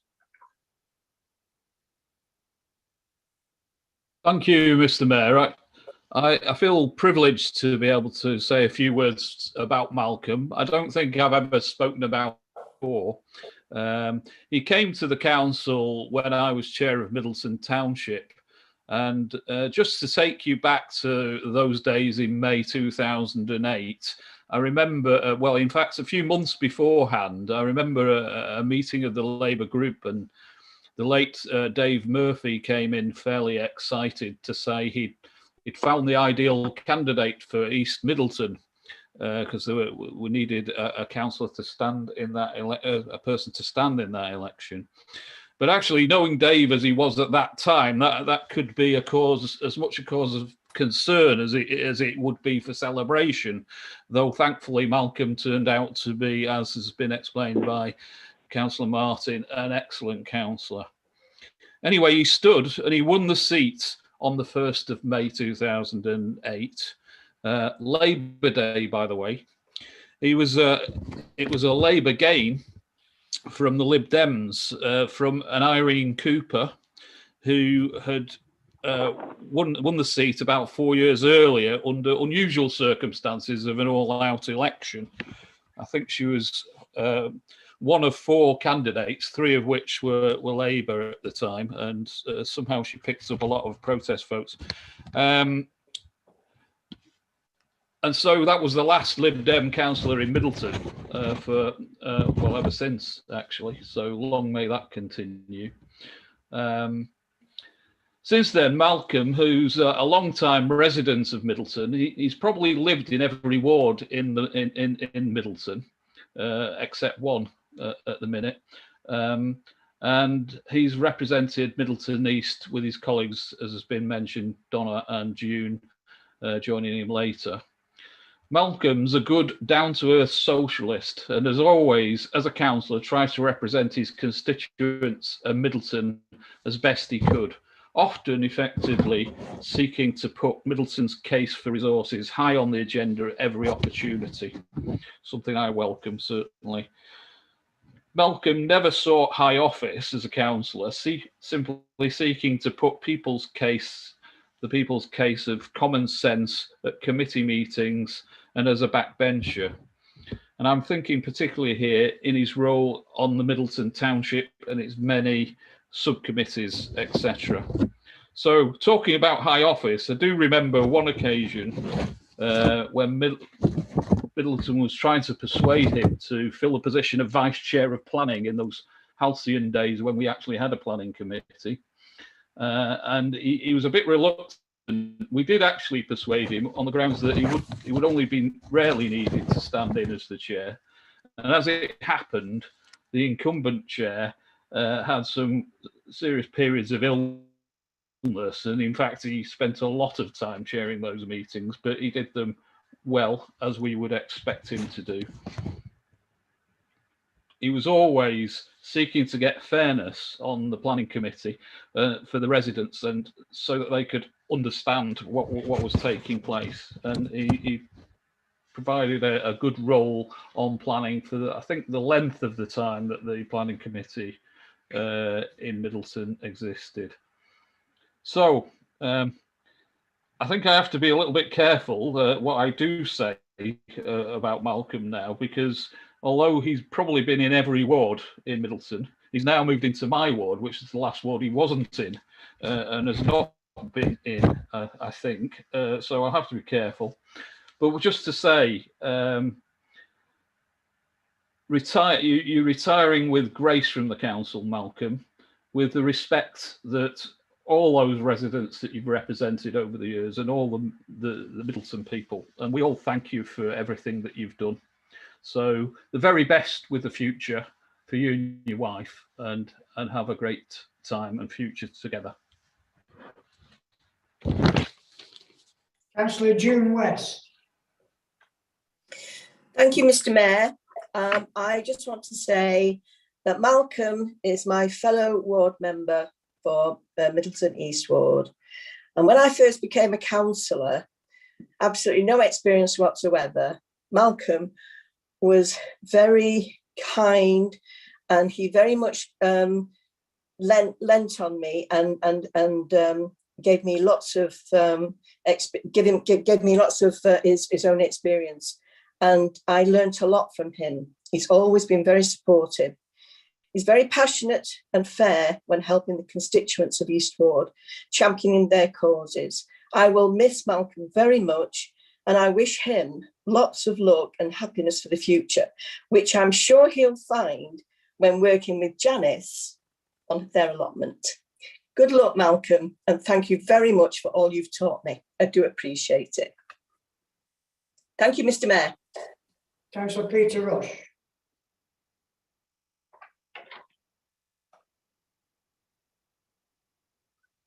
Peter Rush, have you got your hearing aid in, Peter? No, I've not got, I got muted. Oh. Peter Malcolm. I've known Peter for many, many years, and I met him under very strange, frustrating, to say the least, circumstances. In building my empire up in the Albany in the 80s, I bought a new property, which was a semi-detached, large semi-detached on the same plot as the Albany. To that end, I had a very, very awkward neighbour, backed by a very awkward and strong politician, and complaint after complaint, particularly about the fire hazards. And I realised that Peter was a resident of the next door that were complaining. I must have been too dear for him, or else he didn't want the comforts. Anyway, our friendship blossomed, particularly after that, because of all the work generally Peter were doing within Heywood. Peter one day asked me, can you find me anything to do?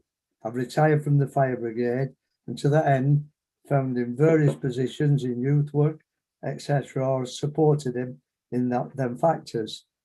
Strange things happened. We're both keen fans of football and rugby, and to that end, I realised Peter was a Sunderland supporter, because that's who he still supported, and that's where he came from. and always agreed with me with the city brigade that I support. To that end, one day we went out on a Sunday afternoon to Otwood Unionist, and we sat in one of the bars with quite a few people in to watch Man United and City. And City scored, and I was the only one that leapt in the air. Looking at Peter, who I realised then was a United fan. I introduced Peter to politics, and I won't say what party I introduced him to, but he did very, very well.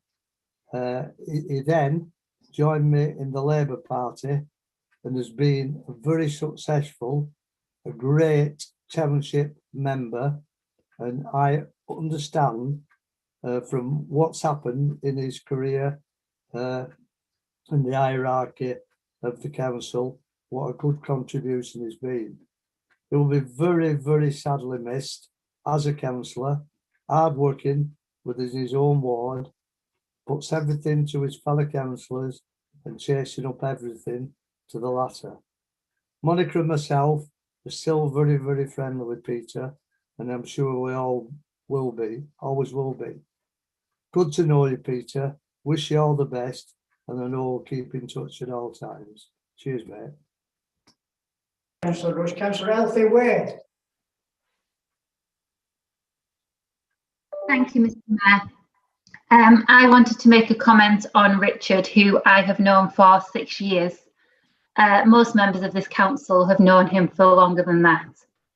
He'd cringe at me making comments like this, but he is a loyal, kind and hard-working individual, and he has always supported and encouraged me and others on this council. Richard is a politician who puts his principles into action, and in particular, he did this as leader in relation to all of the regeneration schemes he has driven forward, including in relation to Rochdale Town Centre and on the Strand development at the heart of Kirkholt in his own ward. I suppose the council bureaucracy will always keep rumbling on, but it takes a true political leader like Richard to spark political change. I think he's been a strong voice championing the needs of local residents, and I'm sure I speak for many other members of the Labour group and other councillors when I say that he's been a true community champion who has also helped others along the way. Thank you, Mr. Mayor. Thank you, Elfie. Councillor John Blondell.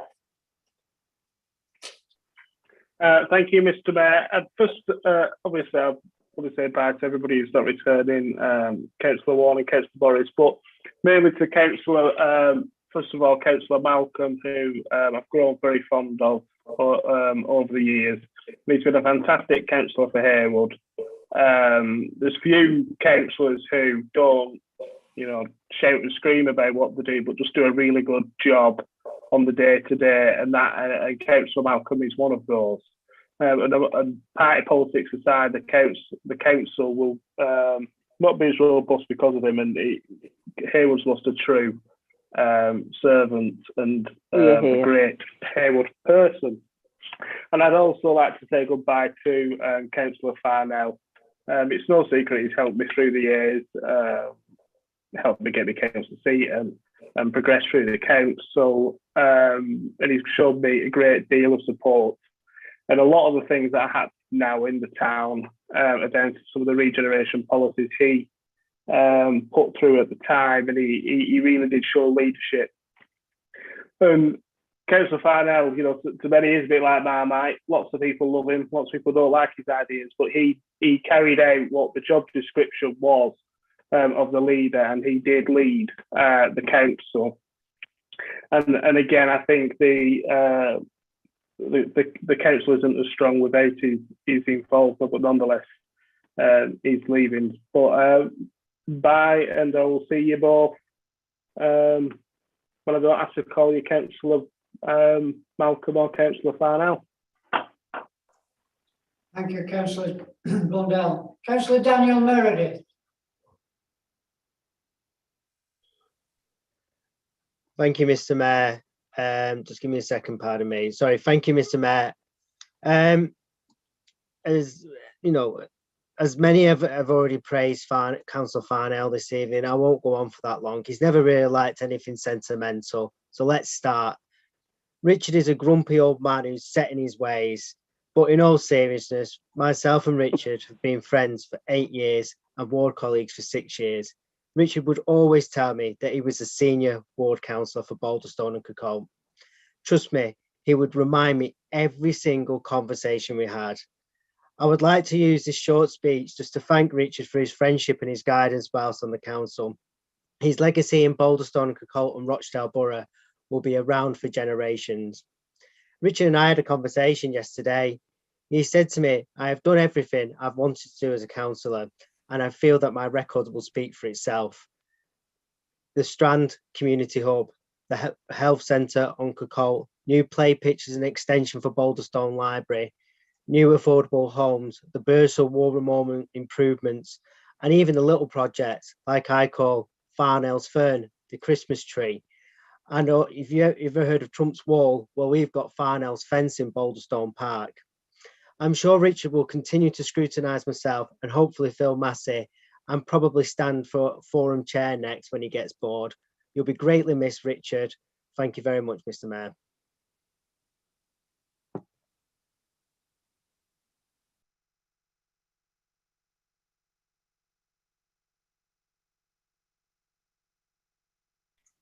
Councillor Iftikhar Ahmed.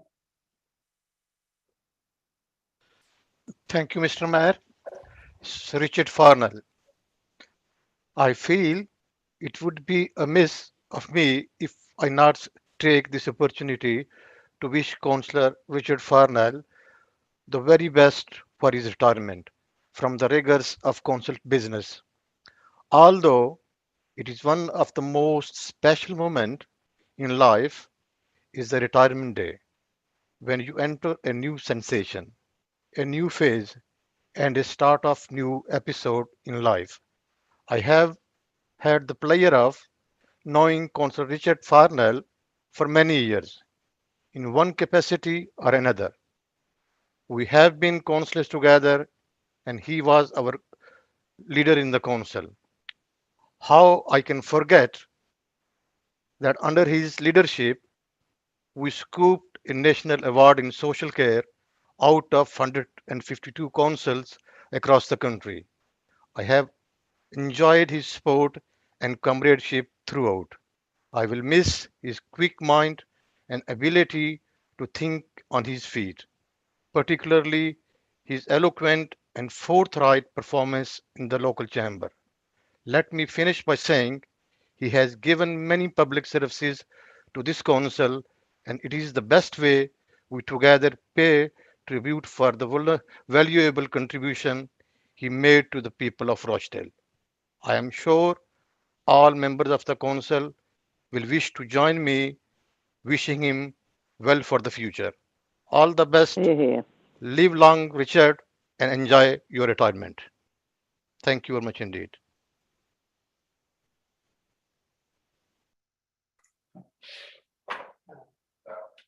Councillor Neil Hammett. Thank you very much, Mr. Mayor. And can I first of all begin by thanking you for the 2 years service you've given as Mayor. Sadly, a lot of your activities have been truncated somewhat by the COVID-19 pandemic, but I hope that you will still be able to look back on your 2 years with some pride and joy. And I know I couldn't let this go amiss, really, to be honest, Billy, but I know that you're involved in amateur dramatics. And so because of your 2 terms of mayor, can I slightly quote and paraphrase something from Dick Whittington, which of course is "Turn again, Billy Sheeran, twice mayor of Rochdale."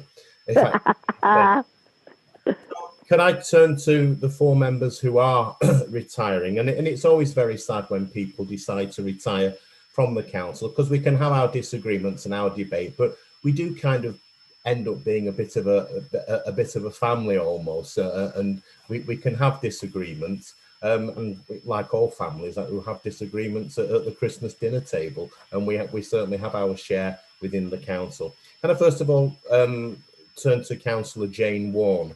I think, obviously, again, even if someone's in the opposition, you can always be able to have a friendly and amicable relationship with somebody. And I know that certainly as far as my portfolio has been concerned, Jane has always been very helpful and very constructive whenever she's contacted me for help with certain amounts of casework in her ward. And she's always been very honest and very helpful on that. So I thank her for that. It's only recently that I've discovered that Jane and I have something in common in that we both have degrees in French.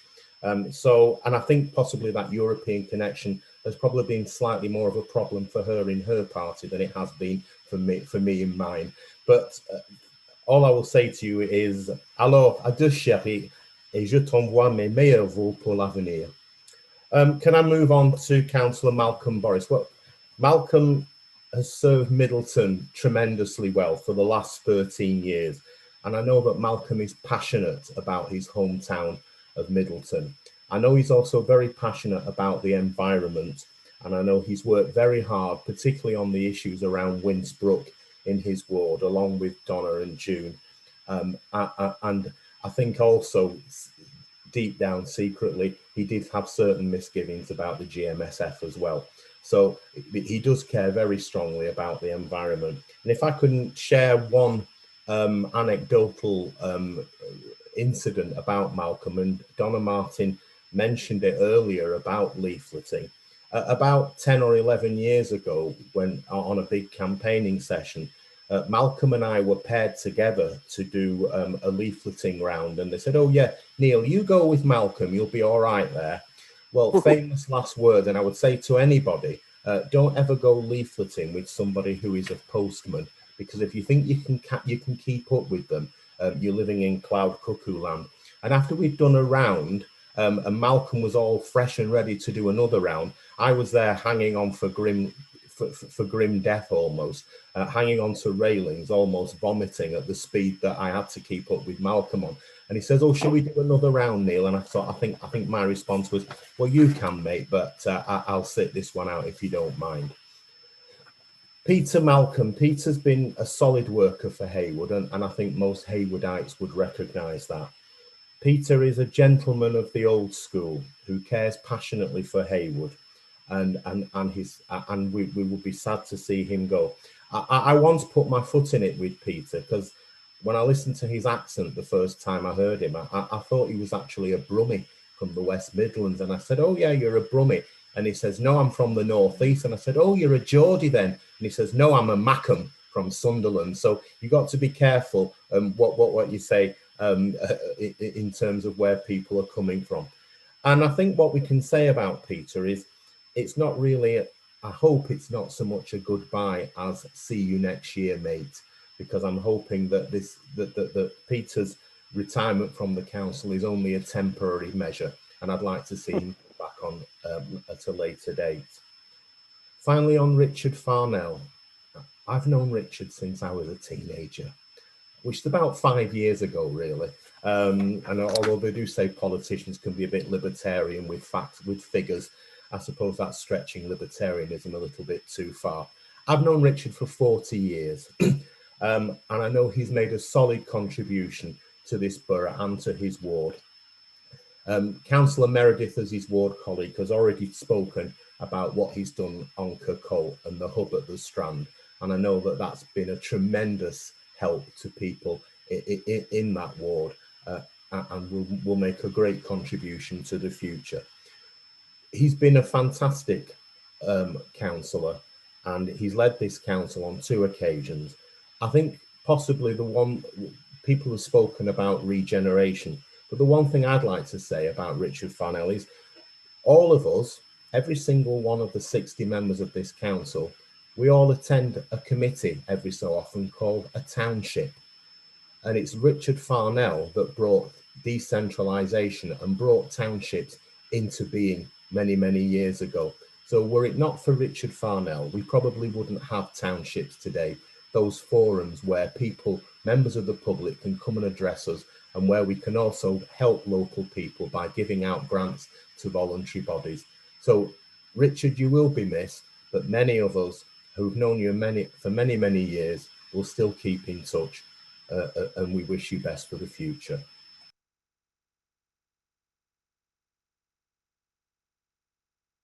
Councillor Emmett. Councillor Peter Malcolm.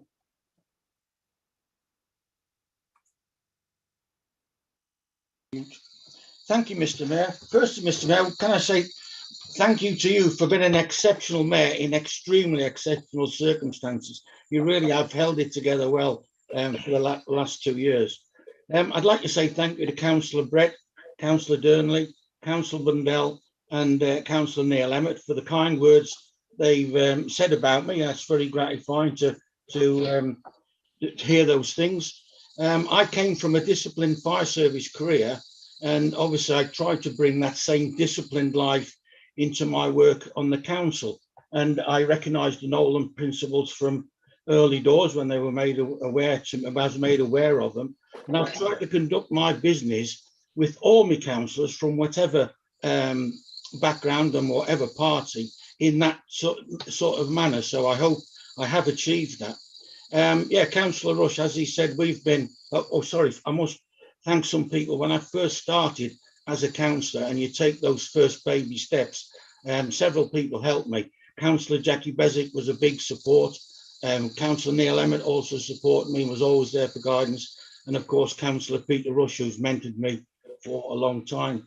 And as Peter said, we've been friends for over 30 years now. We've got the same kind of interest, the same circle of friends. So it was Peter who sort of dragged me into getting more involved in my town. I was doing a little bit of things and I said, have you got something for me to do? I've got lots of energy, you know, I've got plenty to give. So he put me in touch with a few charities. And from there, I started developing a much more vigorous attitude towards the town where I live, and trying to, you know, do something for the best. He eventually then convinced me and mentored me and said, you know, why don't you think they're standing for the council? And that was the last thing on my mind for many a year, but slowly but surely helping him with his casework, he convinced me it was actually a worthwhile thing. So I stood, got elected, and this is where we are today. I too hope that share Councillor Emmett's hope that for various personal circumstances, I had to not defend my seat in 2020, but I hope to be able to relook at the situation in 2022 and may well be able to defend the seat in 2022. And this may not be the end of it, but then it might just as well be the end of it. But thank you to you all. I've enjoyed all the company, the meals and the things we've done together from whatever party we've been. It's been a very great experience to represent the people of my ward in Haywood. Thank you very much. Thank you, Mr. Mayor. I would like the council to formally record its thanks to the retiring members for their service. Councillor Zaman. Thank you, Mr. Mayor. And I would like to say that it's not 2 years, 3 years, because during the deputy mayorship, you have actually attended a number of appointments as well.